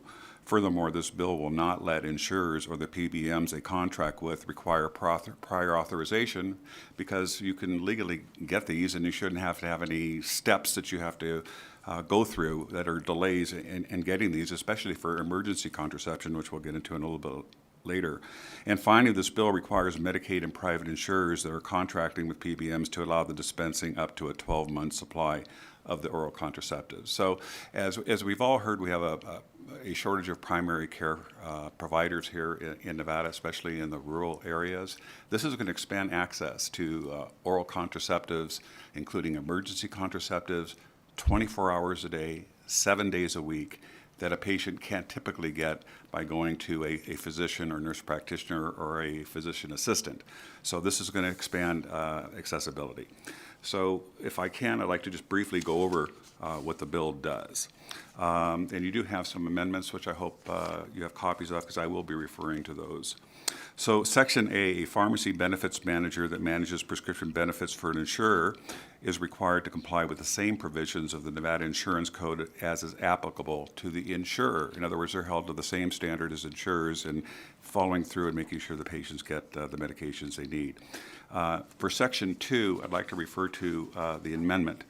For Section 1, a healthcare carrier shall demonstrate the capacity to adequately deliver family planning services provided by pharmacists to covered persons in accordance with the regulations adopted pursuant to subsection 2 by giving the insured notice of the network of participating pharmacists or network of pharmacies employing such pharmacists that are contracted to the prescriber to prescribe or order and or fill such prescriptions. And then in section 3, the commissioner shall adopt regulations to carry out the provisions of this section, including, without limitation, regulations prescribing requirements for a health carrier to demonstrate compliance with subsection 1. It goes on to say those regulations must not allow a health carrier to demonstrate the capacity to adequately deliver family planning services to covered persons by demonstrating that the health carrier has entered into a network contract with one or more pharmacies for the sole purpose of dispensing drugs to covered persons. In other words, the insurance company will need to let the patients know where they can go to a pharmacy that just doesn't dispense, but you have a pharmacist getting to write the order for the contraceptives, whether it's for their everyday contraceptives or an emergency contraceptive. In case a condom fails, a patient can go to a pharmacy at 3 in the morning and say, I need some emergency contraceptive to prevent a pregnancy, and the pharmacist would be authorized to do so. Section 15, except as otherwise provided in subsection 2 and pursuant to a valid prescription or order for a drug to be used for contraception or its therapeutic equivalent, which is another saying a generic, which has been approved by the FDA or Food and Drug Administration, a pharmacist shall A, and this is referring to basically a patient that has already been maintained on a oral contraceptive without any problems. They go, like Senator Scheibel says, they could be on it for years. So this is like getting a refill. So it dispenses a 12-month supply of a drug or therapeutic equivalent, again, meaning a generic, for a drug or therapeutic equivalent for the same drug or therapeutic equivalent that a patient is presently using for contraception. In other words, they get a 12-month supply. If they go there January 1st, they get 12 months. Or any amount designated by the prescription or order not exceeding 12 months, or any amount which covers the remainder of a planned year if a patient is covered by a healthcare plan, whichever is less. We all know we file for new insurance every November, usually October, open enrollment. So if somebody were getting a prescription in June, the insurance company required with a 12-month prescription to at least give 6 months until the new year comes around. Section B is really referring to patients that are newly being prescribed oral contraceptives, and we wanted to limit that to a 3-month supply because what if there's a side effect to the medication? We don't want the insurance company to have to pay for 9 months of medication that's basically going to be thrown in the RX bins that I hope you'll pass through another piece of legislation and not be put into that was not subtle. Not be a waste. So I'll read B again. Dispense a 3-month supply of drug or therapeutic equivalent for a new drug or therapeutic equivalent for contraception. Should the patient be maintained on the new drug or therapeutic equivalent beyond the first 3 months in conformance with a valid prescription or order, the pharmacist shall dispense then a 9-month supply of the drug or therapeutic agent or any amount designated by the practitioner or order not exceeding a 9-month supply or order, or any amount which covers the remainder of the plan year if the patient is covered by the healthcare plan, which is less, and wherein any copay charged to the patient is either waived or prorated based on what a 12-month prescription would have cost. In other words, the patient is taking a 3-month supply to make sure that they can tolerate it and it's working fine. They shouldn't be penalized to have to pay another copay yet again to get the remaining 9 months of the prescription. So with that, Senator Scheibel, we're open for any questions that you might have. Thank you. I'm going to ask someone to take a picture of the table so we can send it to DC. Just saying. I'm honored to sit with this young lady here. Senator Buck, and then Senator Daly. I didn't think anyone would have any questions because Senator Stone is on. I'm sorry. Thank you. Thank you, Chair Spearman. The easier we can make access to contraceptive, the better. Hand them out everywhere. If a contraceptive is successful for a year, is there a way that a patient can just have the doctor call in a renewal, or do they have to actually go to a visit with their doctor? Well, of course, we always encourage a patient to always confer with their doctors, but they don't need to. They can actually just go to the pharmacy, and the pharmacist can authorize a 12-month supply January 1st, and That's the beauty of this legislation, is that they don't have to make an appointment with the doctor. They can get it 24/7. For 5 years, 10 years, or? For as long as the patient's on it. Of course, the pharmacist is going to be asking questions. They're just not going to just give a prescription to somebody without doing a drug history and maintaining a record for them. So yes, in perpetuity. I love that. And how does it work if a person changes jobs, and kind of in reference to the last bill a little bit, and they're really successful on this one, then they can just continue on this same medication? Yes. Okay. Yes. Thank you. Senator Daly? Thank you, Madam Chair. And I'm reminded again, I'll say, but we have these hearings and various things because I read the bill, and then when you give the presentation, it helps explain a few things that I didn't get. But I still have one question, and I know you mentioned, and I see the amendment. So the part, and you mentioned it, Senator Stone, where the regulations must not allow the healthcare to demonstrate the capacity, et cetera. So I'm still not fully understanding Okay, that. In so- other words, they yeah. want to be in a network, it says above, that's demonstrating this, and then it almost, so I just need further explanation, because I know there's a point, and I know you're trying to fix something. I just wanted to have it explained a little bit. Melanie Scheibel, for the record. At the risk of being corrected on the record, I had the same question, and so I'm going to see if, by explaining how I understood it, answers it the same way. Basically, the commissioner is going to set those rules that says you have to prove to us that you are adequately covering people. And what that last sentence says is that you have to show that the pharmacies are not just for dispensing the drugs, but that you're also contracting with pharmacists who can prescribe the drugs. Senator explained that perfectly. So when you get your annual packet from your insurance company, they're going to show you which pharmacies are covered by your respective plans. And so this bill is going to require that the healthcare plans demonstrate to you which pharmacies can prescribe via their pharmacists and can dispense, rather than a plan just saying, these are the pharmacies that you can go to, without delineating that they only dispense and they don't have a pharmacist that can prescribe. Okay, and thank you. That does answer the question on that. So my second question, it was in, I think it's in section 6, sub 2B, and it might be throughout in other areas as well, where it says that, and I understand when the network contracts with the pharmacist who can write the prescription, that it can't be less than what they would pay a physician or an APRN, et cetera, et cetera. So that would not allow, if pharmacists wanted to contract for less and say, hey, I want people to come to me or whatever, they wouldn't be allowed to do it, or would they be allowed to do it if the pharmacist agreed? I understand the protection you're trying to get there is that you can't force them to say, well, we're only going to contract with you if you do give us less. But would they be able to agree to whatever contract they wanted to make? So I think what the purpose of Section 6 is basically saying there's pay parity. So if you're a physician. State your name. I'm sorry, Senator Jeff Stone, District 20. I think Section 6 is just clarifying that a pharmacist provider of a prescription for a oral contraceptive or an emergency contraceptive shall be paid at the same reimbursement, if you will, if a physician were providing the same service, a nurse practitioner or a physician assistant. Melanie Scheibel, for the record, if I could also add that when we learned that people were not able to access their 12-month prescription, the organizations that I've partnered with on this did some research into why, interviewing patients, pharmacists, insurers, and found that pay parity was actually one of the issues that was standing in the way.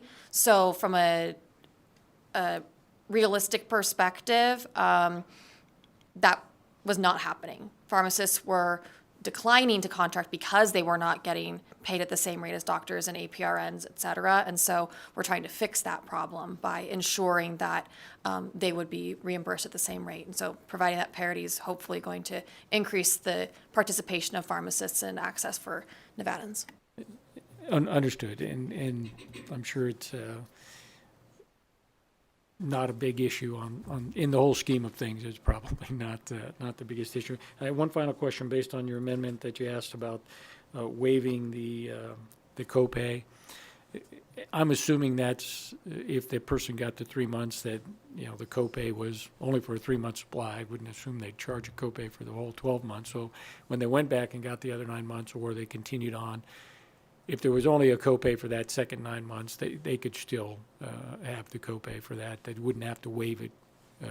Is that your intent? So because I'm sorry, Senator Jeff Stone, District 20 for the record. The purpose of what I'm trying to get accomplished here is that insurance companies will charge copays in a different manner. Sometimes they will charge a copay for one inclusive prescription. Some will charge a copay for every month that the birth control is given. So if they charge one copay and the person is getting 3 months to basically save the insurance company 9 months worth of contraceptives that the person's not going to use if they have an adverse reaction, they shouldn't be penalized for getting the second 9 months if they're doing fine on the medication. They've helped the insurance company out. They shouldn't be double dipped with a copay. Now, if they charge by the month, then it would be prorated for the remaining 9 months if they charge a per month fee for each of those months. And thank you. And I understand. I know plan design I'm most familiar with. You pay at the point of transaction, and then you submit whatever it is amount you paid to get reimbursed minus the copay. So in that scenario, they're not going to get charged for the other 9 months because they only bought the 3 or paid for the 3. So I understand the plan design on other ones, though, too, where they say it doesn't matter what it is. You have a $25 copay or a $15, depending on where it is in the formulary. And every time they go in, they get charged that. So if they'd got the 12 months, they'd have got that one, and et cetera. I understand. Thank you. Thank you. Additional questions? Yeah, so I just have a couple. So the lowest amount is 3 months. So if the patient figures out after 2 weeks, oops, this ain't working for me, then what happens to the rest of that prescription? Because obviously they'll have to go back and change it. So what happens to the rest of that prescription? And is there any cost incurred by the pharmaceutical company? So, Senator Jeff Stone, District 20, for the record, the patient, obviously, if they're having an adverse reaction to the oral contraceptive, would, I'm sure, cease to take it, and they would seek out the consultation of their pharmacist or their physician to rewrite a prescription, and then we get another three-month supply of a new medication that hopefully will alleviate those side effects. And they would have to pay the copay again, unfortunately, for that 3 months. So I guess the question is, so what happens to the 2 months and 2 weeks of prescription that's left? Yes. Because obviously they can't use it, so it's discarded. Is there any cost incurred by the pharmaceutical company? And that's the question. Well, the pharmaceutical company is selling. They're getting their money for the drugs. The insurance company, unfortunately, will not be able to get the drug taken back and redispense. That's against federal laws. So it basically will be a loss because they're going to have to duplicate an order through another 3-month supply of another medication to make sure the patient can tolerate it. But that would be also with any other kind of medication. If you're on a blood pressure pill and you get a 3-month supply and it doesn't reduce your blood pressure, the doctors will say discontinue it, discard it. We're going to put you on a different one. So last question. This is probably pedestrian and already known to everybody else. So you indicated that the contraceptive medicine, and if a condom fails, then there's some steps that the person can do. So there has been a, shall I say, discussion in this country about people who have certain religious beliefs, saying, well, I'm not doing it because of my religious beliefs. So did anything change with this, or can they do that or not? Melanie Scheibel, for the record, this does not change the existing law in Nevada, which does require insurance companies to cover both oral contraceptives and emergency contraceptives, and requires pharmacies to dispense them. Okay, I think that's all that I have. No other questions. Okay, Senators Scheibel and Stone, you can step back and we will open the hearing for 352 to those who are in support.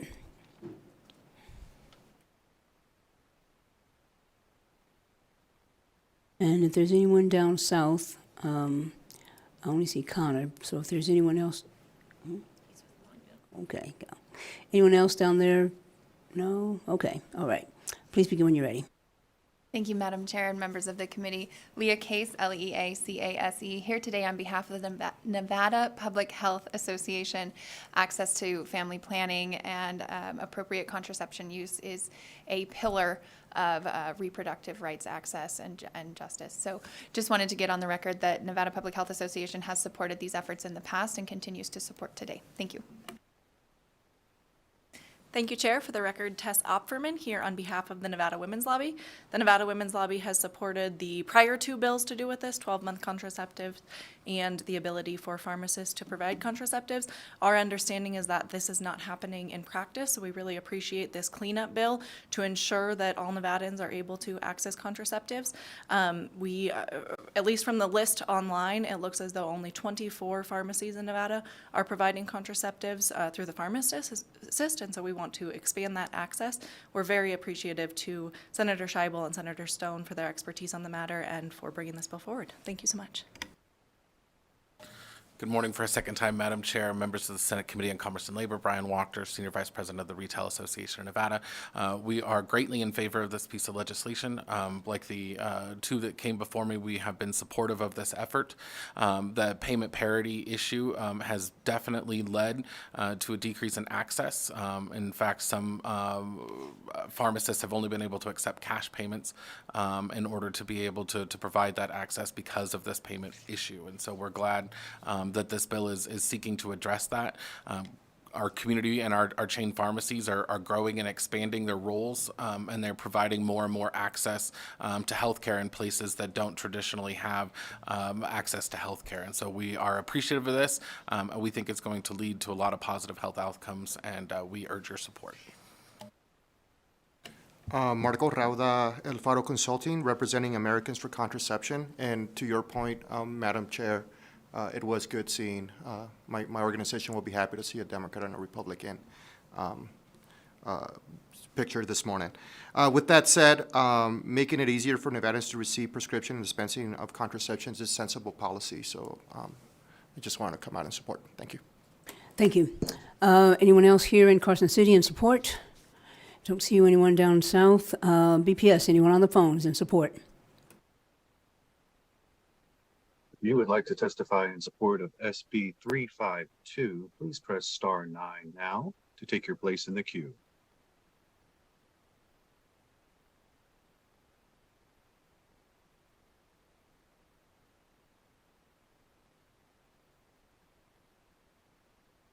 Good morning, Chair, members of the committee. My name is Serena Evans, SERENAEVANS, and I'm the Policy Director for the Nevada Coalition to End Domestic and Sexual Violence.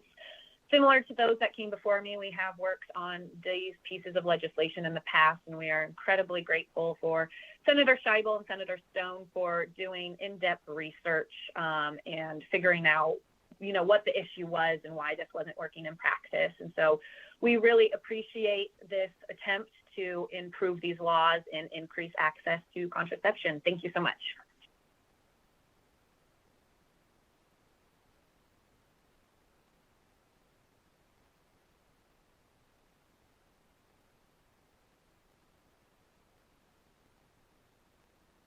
Good afternoon, Chair Spearman, good morning, I think still, and members of the committee. For the record, my name is Aaron Rook, same spelling as before. I live in Senate District 3, and I'm here to testify in support of Senate Bill 352. I'll keep it brief. I just want to say that I think it's really important to ensure easy and equitable access to 12-month contraception, and want to thank Senator Stone for lending his expertise and collaborating with Senator Scheibel As we work collectively to increase access to healthcare for all Nevadans, I really hope we can see more of these bipartisan collaborations that really honor and center the doctor-patient relationship over politicized discourse that seeks to divide us. With that, I urge you to support Senate Bill 352 to ensure that all patients have the ability to access appropriate contraception when and where they need it. Thank you.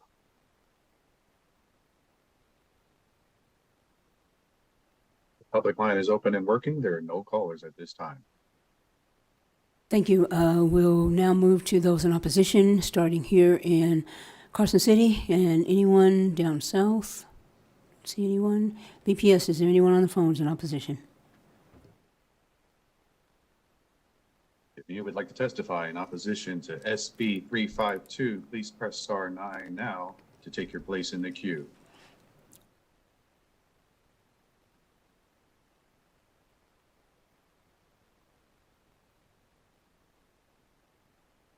The public line is open and working. There are no callers at this time. Anyone in neutral? Here, Las Vegas, on the phones?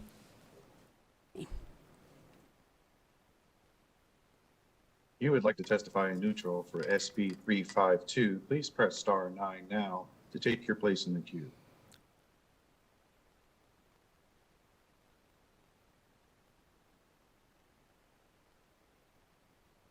The public line is open and working. There are no callers at this time. You think you will come back up to Carson City?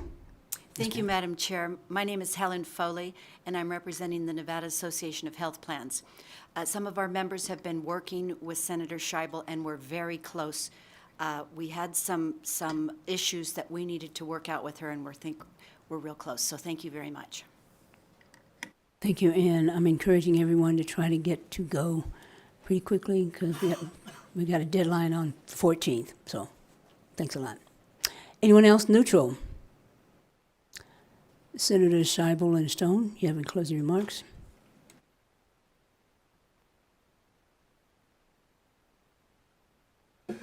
Thank you, Madam Chair. Senator Jeff Stone, District 20.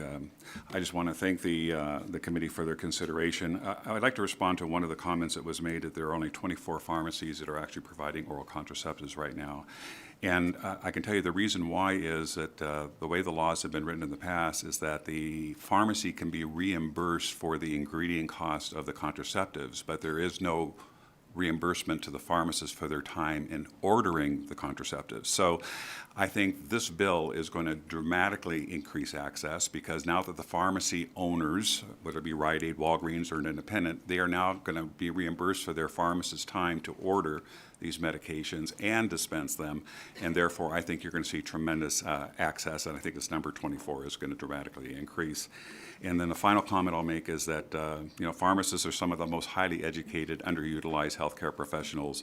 In Nevada, we have a healthcare shortage. Pharmacists are delighted to step up to the plate with our expertise and help physicians and nurse practitioners and physician assistants deliver the healthcare that our citizens need and deserve, and we thank you for your consideration.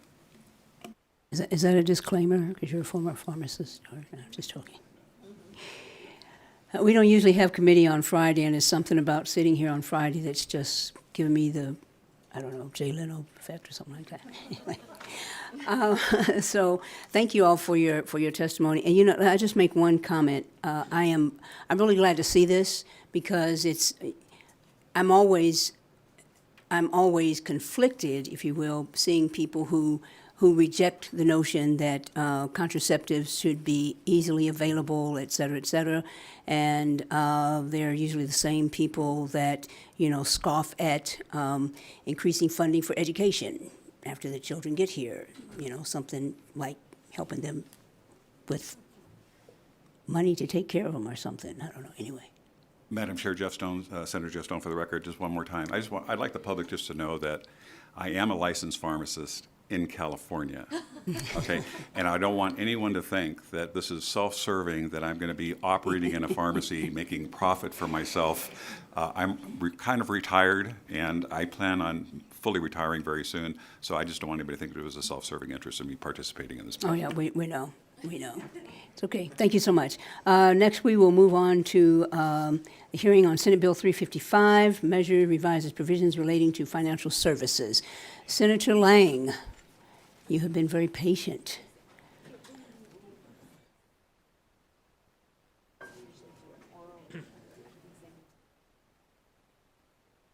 Is this another bipartisan presentation?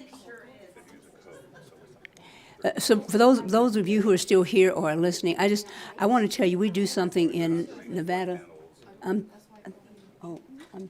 So I think we do something in Nevada that maybe they don't do all over, but most of us eat lunch together every day. And so you don't have the same type of vitriol that you have, with people doing the other kind of stuff. So Washington, take note. Thank you, Senator Spearman. I am Roberta Lang, representing Senate District 7 in Clark County, and I'm joined today by my good friend and colleague, Senator Scott Hammond. We have been working for a year and a half trying to pull together some financial legislation that we thought would be helpful in our state, and what you're going to hear today is a result of those stakeholder meetings that we had once a month during the interim. So as we all know, Nevada relies heavily on the financial institutes to keep its economy running. These institutions provide vital services to businesses and individuals alike, including loans, savings accounts, and investment opportunities. However, the licensing process for these institutions is sometimes seen as overly burdensome and time-consuming, which can discourage potential new entrants to the market. This is particularly concerning given the changing nature of the financial sector, with many new fintech firms and online lenders entering this space. Nevada wants to remain competitive in its changing landscape. We must ensure that our licensing process is streamlined and efficient. Another area that requires attention is the regulation of protections for senior citizens and vulnerable persons in Nevada. While there are already regulations in place to protect these consumers and ensure that financial institutions are operating in a safe and sound manner, these regulations must be updated to reflect the changing nature of the industry. With the rise of digital technology, many lenders are now able to provide loans to borrowers without ever meeting them in person. While this can be a convenient option for borrowers, it also raises concerns about fraud and identity theft. As such, there's a need for clear regulations to ensure that remote lending is conducted in a safe and secure manner. By streamlining the licensing process, updating regulations, and ensuring the safe and secure and remote lending, Nevada can continue to attract new entrants into the financial sector and support the growth of its economy. And with that, I'll have Senator Hammond go through the sections of the bill. Thank you. Thank you, Madam Chair, and members of the Labor and Commerce Committee. It is my privilege to be here together with my good friend Senator Lang. She brought the idea to my attention, thought that perhaps we needed to look at the financial section and see if we couldn't find some areas of common interest. It was actually a pleasure to meet with several stakeholders and to convene with them often and talk about some of these areas that would be of benefit to several communities as well as clarity to the institutions. And so with your permission, Madam Chair, again, this is Senator Scott Hammond, representing Senate District 18 for the record. I'll go through the sections of the bill. Section 1 removes the requirement for applicants to provide a physical address for the main office of the proposed depository institution during the licensing process. Instead, the Commissioner of Financial Institutions can require the applicant to provide a general location and submit the physical address before commencing business operations. This change acknowledges the growing trend of digital and remote banking services and streamlines the application process. Section 3 of the bill extends the existing provisions governing requirements for a financial institution to report known or suspected exploitation of older or vulnerable persons to include procedures that a financial institution may take to temporarily delay a requested disbursement from or a transaction involving an account of an older or vulnerable person. In Section 5, the legislation permits employees of licensed lending businesses to work remotely, provided they adhere to certain requirements. This measure adapts to the changing landscape of work, allowing businesses to adapt and innovate in their operations. Sections 6 through 8 outline additional requirements and restrictions to ensure data security and maintain operational integrity for remote employees. Section 17 exempts licensed lending businesses from existing data breach notification requirements, while Section 9 establishes specific notification provisions tailored to the financial industry. In the event of a data breach, the licensee must notify affected residents after discovery of notification of a breach of security of the data. Section 10 mandates that any licensee required to notify more than 500 residents due to a single breach must also notify the Attorney General. And with that, Madam Chair, I believe we have gone through the bill and we are open for. I am going to go ahead and turn it back over to my colleague, Senator Lang. Thank you, Senator Lang, for the record. So I'm going to have Connor Kane, who is in Las Vegas, is going to go over the amendment that we have from one of our stakeholders. Thank you. Mr. Kane? Chair Spearman, members of the committee, my name is Connor Kane. I'm here on behalf of the Nevada Bankers Association. I do also have some remarks prepared in support of this bill, but I think first I'll walk you through the amendment that we've submitted today, which we believe is a friendly amendment, and we've communicated with the sponsors of the bill. So there are three items in the amendment, if you all have it in front of you. The first change, the intent there is to clarify some of the protections that already exist in law. When we do see a suspicious transaction or disbursement, our financial institutions and their designated reporter are required to report the transaction to Aging and Disability Services and law enforcement, and that's pursuant to Section 3, subsection 2. What this bill is trying to do, and what we think is so important, is for those folks to feel empowered to place a hold on the transaction if it's necessary, and we believe that the First Amendment would help them to do that. The second change would allow for the designated reporter to proceed with the transaction or disbursement once they reasonably believe it will not result in the financial exploitation of the older vulnerable person. The idea here is that we do not want to unnecessarily delay a transaction. And again, this bill requires that reporter to make the report to the Aging and Disability Services and law enforcement. The amendment would not change that requirement. The third change, and I'll talk about this a little bit more later, but the tools that fraudsters are using to target seniors and vulnerable persons are constantly evolving. We believe it's helpful in Section 3, subsection 9 to have criteria that a reporter may consider, but we think that it's important that the criteria remains permissive in statute as this will continue to be a moving target. So we believe that making that language permissive is also very important, and I'm happy to answer any questions. Thank you. Committee members? Questions? Senator Daley? Nothing bad, come on. So, and I just wanted to get, and I appreciate the amendment and all that stuff. But I think he answered the question I had about the notices and all that stuff, so people can come in and get it taken off once they're notified. But how does that happen? It says they have to notify within 2 days. Is that by mail, electronically? Do they call? Because it could take quite a bit of time. And then if a person had a transaction that they needed to have happen and it gets delayed 5 days before they know because things went in the mail. I'm just curious how that currently works because there's some existing provisions on this already. I just didn't know how it worked. But we do want to protect people, that's for sure. Senator Lang, for the record, thank you for the question, Senator Daley. Yes, so the banks already do this. They contact someone by phone right away, and if they can't get the person, they're calling a relative to see if where they can find the person, because it's really important to have that personal contact as soon as possible. I don't know if any of you have ever had your bank account hacked by somebody, but it's not a fun situation. I have, and it is not fun. So the sooner you can get to the person that owns the account, the better. Agreed, thank you. I just wanted to see how that was actually happening. Snail mail is probably the last resort.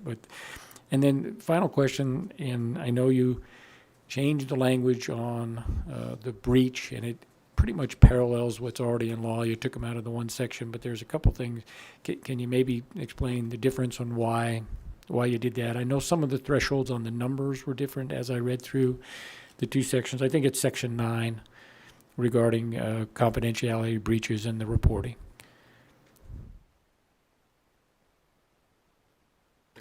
Give us 1 second. No worries. I think section 17 is where you removed it and you added into section 9, which parallels, but it's slightly different. I was just wondering what you were thinking about on that.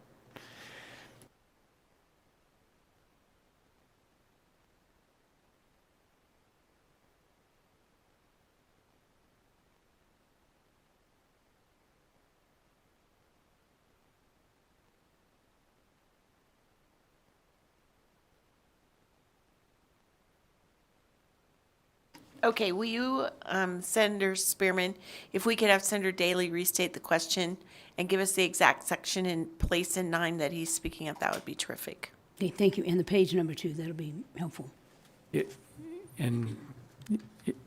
I believe it's in, I'm going to scroll down to it, I think it's section 17, and that's, It's page?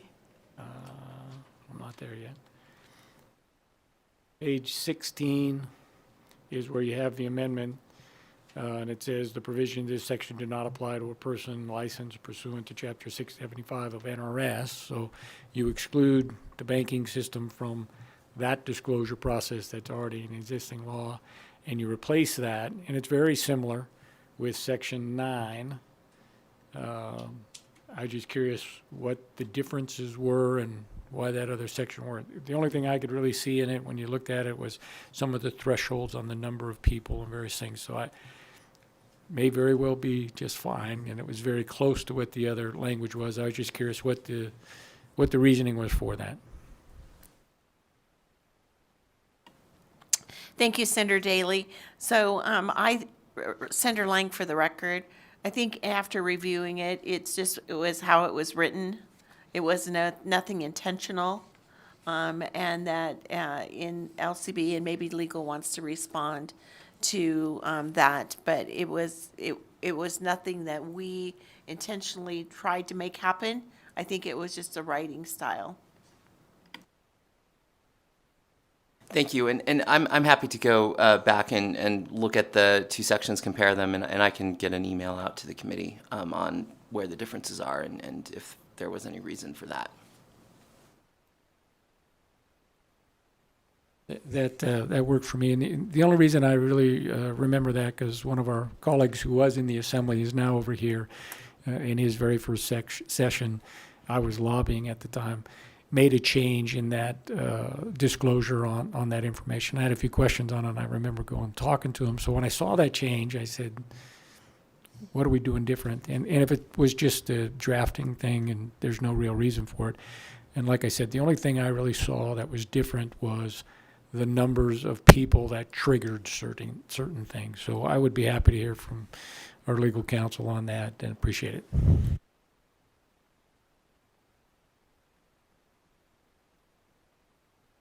Okay, thank you. Senator Stone. Thank you. Thank you, Madam Chair, and thank you, Senators Lang and my good friend Scott Hammond for bringing this forward. I'd like to give you just a real-life example of something happened to a tenant of mine, which was just so disturbing, and how, if this is passed, which I certainly hope it is, how it might have effectuated a different conclusion. So this is a 89-year-old veteran that was widowed, moved into an apartment with his dog, retired with $150,000 in the bank, became very lonely, was on Facebook, and somebody took a liking to him. They developed a relationship, and of course the person was having some financial difficulties, and he would go into the bank and he would be sending 5-figured wires to this person he felt he was in love with and wanted to have a long-term relationship with. And the only question that he got from a national bank was, Mr. C, do you know the person that you're wiring this money to? And his answer was yes. The bottom line is that he, over about a 3-month period of time, wired all $150,000 of his money, and now lives on Social Security and a small pension that he has. So that's an extreme case but it's something that we're certainly trying to prevent. And he went to do a police report on this, and the policeman said, I'll do the report, but once you wire the money outside the United States, there's no way for us to go back and get your money, unfortunately. So we really don't even know the true incidence of this thievery that's going on not only in Nevada, but across this country, especially to our vulnerable populations, our seniors, our citizens with disabilities. So explain to me how we would protect somebody like Mr. C that that would ensure that the bank is following their confidentiality laws. I especially like the provision on page 4, number 2, line 16, notifies the local Office of Aging and Disability Services of the Department of Health and Human Services and appropriate law enforcement agency if any new information is relevant to the delay within a reasonable period of time after becoming aware of the information. What can the Office of Aging do to intervene when you have some people that are just so obstinate that this is my lover, I want to send the money, and there's nothing you're going to do to stop me, when in fact they may not have any other next of kin to help prevent that. And I'm not sure we can help this person in a case like that, but certainly your legislation helps us get there, but I'd like to hear what your bill would probably do to help this individual out. Thank you, Senator Stone. Senator Lang, for the record. So you're absolutely right. I mean, I think the aging organization helps us get to a place where that's another step that we can take. I think that the bank is another step we can take, and I think when we put all those together, you're absolutely right. When you have someone that thinks find someone they're in love with, and they want to send them money, they don't want to not send them money. And that's exactly what this legislation is about. Let's get a rational mind behind it, and let's stop that, put a pause, and see if we can't get to a better resolution. And it's for activity that happens in bank accounts that is not normal and they don't do every day. I agree, and I applaud everything you're doing, and I would just further emphasize that I think that banks need to be held a little bit more accountable for when they see an elderly person coming in and wiring, $10,000, $50,000 to a person, and just, I think there needs to be more than just asking, do you know this person? And maybe we need some tightening of regulations that ensures that a senior citizen must put an emergency contact on their application, so in case something happens, and a next of kin or a friend can be called and said, hey, are you aware that Mr. C is in here? He wants to wire $100,000 to a Mrs. X that lives in Ghana. So, if I could, Madam Chair, Senator Hammer, for the record, I wanted to address your question. One of the things that it's always interesting when you sit down and you start talking about, here are some issues that we'd like to address. And then you start bringing in stakeholders who have the same interest in those in some areas.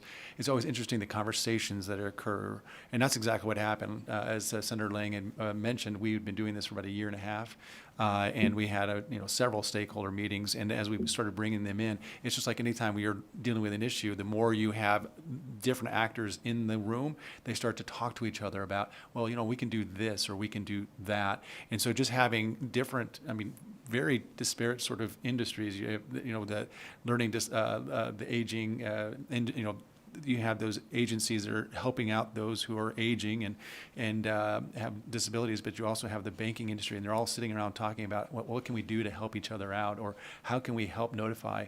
That's the conversations that were happening, and as a result, some of the conversation got involved or got wrapped up into our legislation here. But that's exactly what we were trying to do, is figure out, what as a banking industry can we do further than what we do right now to help out, and so that's how we came up with some of the language, and it is always good to have that. Well, I applaud you both for taking a stab at this and protecting these vulnerable populations from further incursions, and I look forward to voting yes on this bill. Thank you.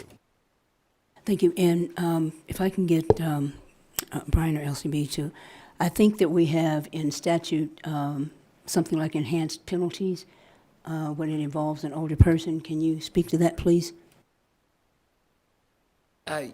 Yes, there are, for various, and I can find this section really quick here, for various offenses that are committed against persons 60 years and older, there are enhanced penalties. And I can quickly look up the offenses that would apply to, but I think it definitely applies to financial exploitation type offenses. There's enhanced penalties that apply to those crimes when they're committed against persons 60 and older. Thank you. Senator Buck. Thank you, Chair Spearman. What a wonderful bill, you two.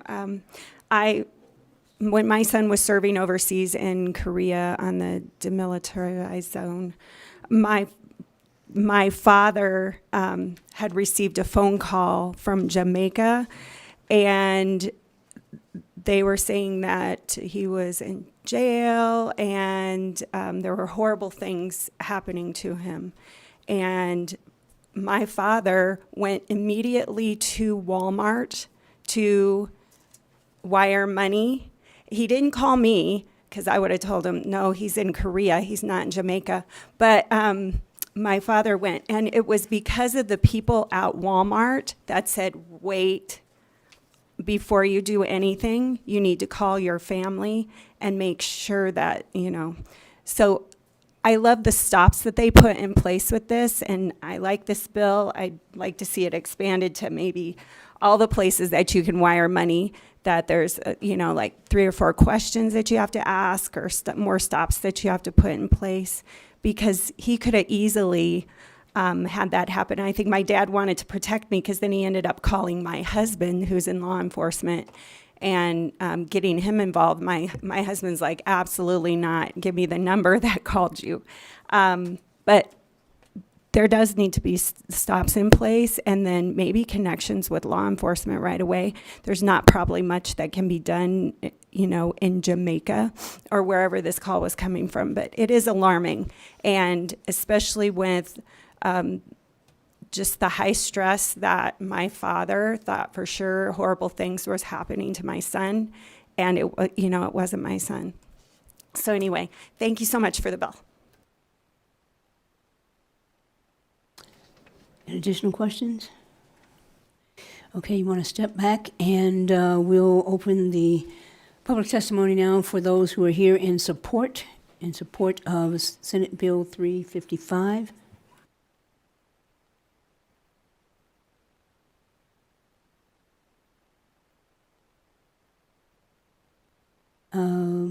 Mr. Kane? Good. Thank you, Chair Spearman. I do have some prepared remarks, if it's okay for me to read them. Yes, proceed. Okay. Chair Spearman, members of the committee, my name is Connor Kane, and I'm here to testify in support of Senate Bill 355 on behalf of the Nevada Bankers Association.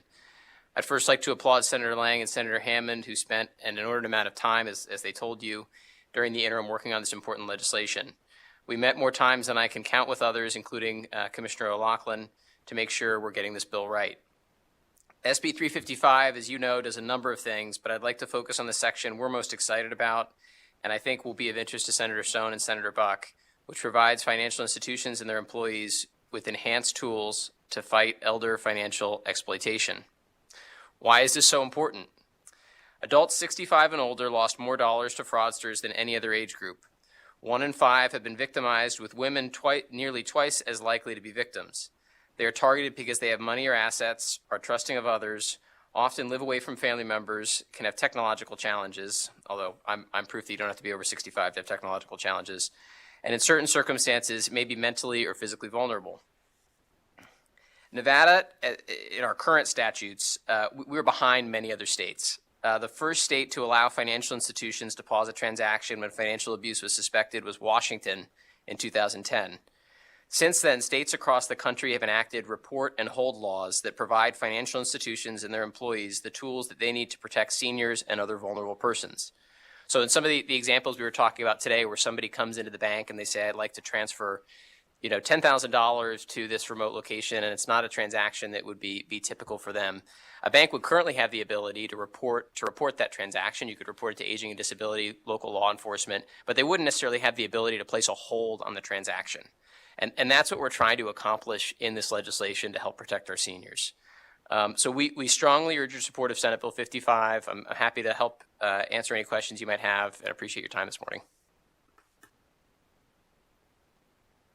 Committee? Questions? I think you did a fine job. Anyone here in Carson City? I don't think so. BPS, do we have anybody on the phones?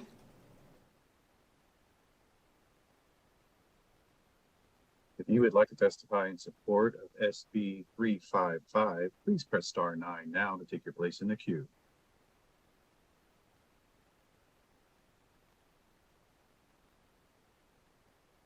The public line is open and working. There are no callers at this time. Thank you. We'll move now to those in opposition. Don't see anyone here. Don't see anyone down south. BPS, anyone in opposition?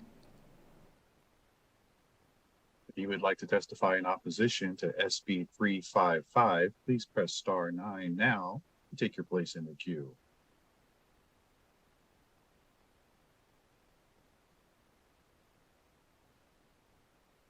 The public line is open and working. There are no callers at this time. Thank you. Anyone in Carson City or in Las Vegas in neutral? BPS, anyone on the phones? Okay, we have somebody coming. Anyone neutral? Yes, ma'am. Please begin. Good morning, Chair. Sandy O'Loughlin, Commissioner, Nevada Financial Institutions Division. I'm just here for questions. Thank you. I don't see any questions. Somebody's mic is on. Las Vegas. Can you look at the mic that is to your right and see if it's on or off? No? It's not on. Okay. Oh, okay. I don't see any questions, so anyone else in neutral, BPS?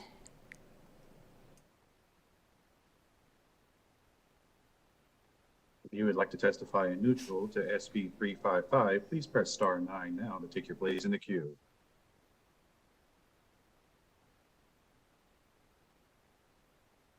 The public line is open and working. There are no callers at this time. Thank you. So Senators Lang and Hammond, you want to come back and closing remarks? Thank you, Senator Lang, for the record. Chair Spearman, thank you so much for hearing this bill. I think it's a great opportunity to modernize the process and adapt to the evolving needs of the financial industry while ensuring safety and security of customer information. So I urge the committee to support this bill, and we look forward to it moving on. Thank you. Thank you. And with that, we will close the hearing on Senate Bill 355 and now open it up to public comment. Public comment is limited to 2 minutes. And public comment cannot, will not, does not speak to anything that we've covered in terms of the bills that we've looked at today. So I don't see anyone here. I see one in Las Vegas. BPS, do we have anyone on the phones? If you would like to provide public comment, please press star 9 now to take your place in the queue.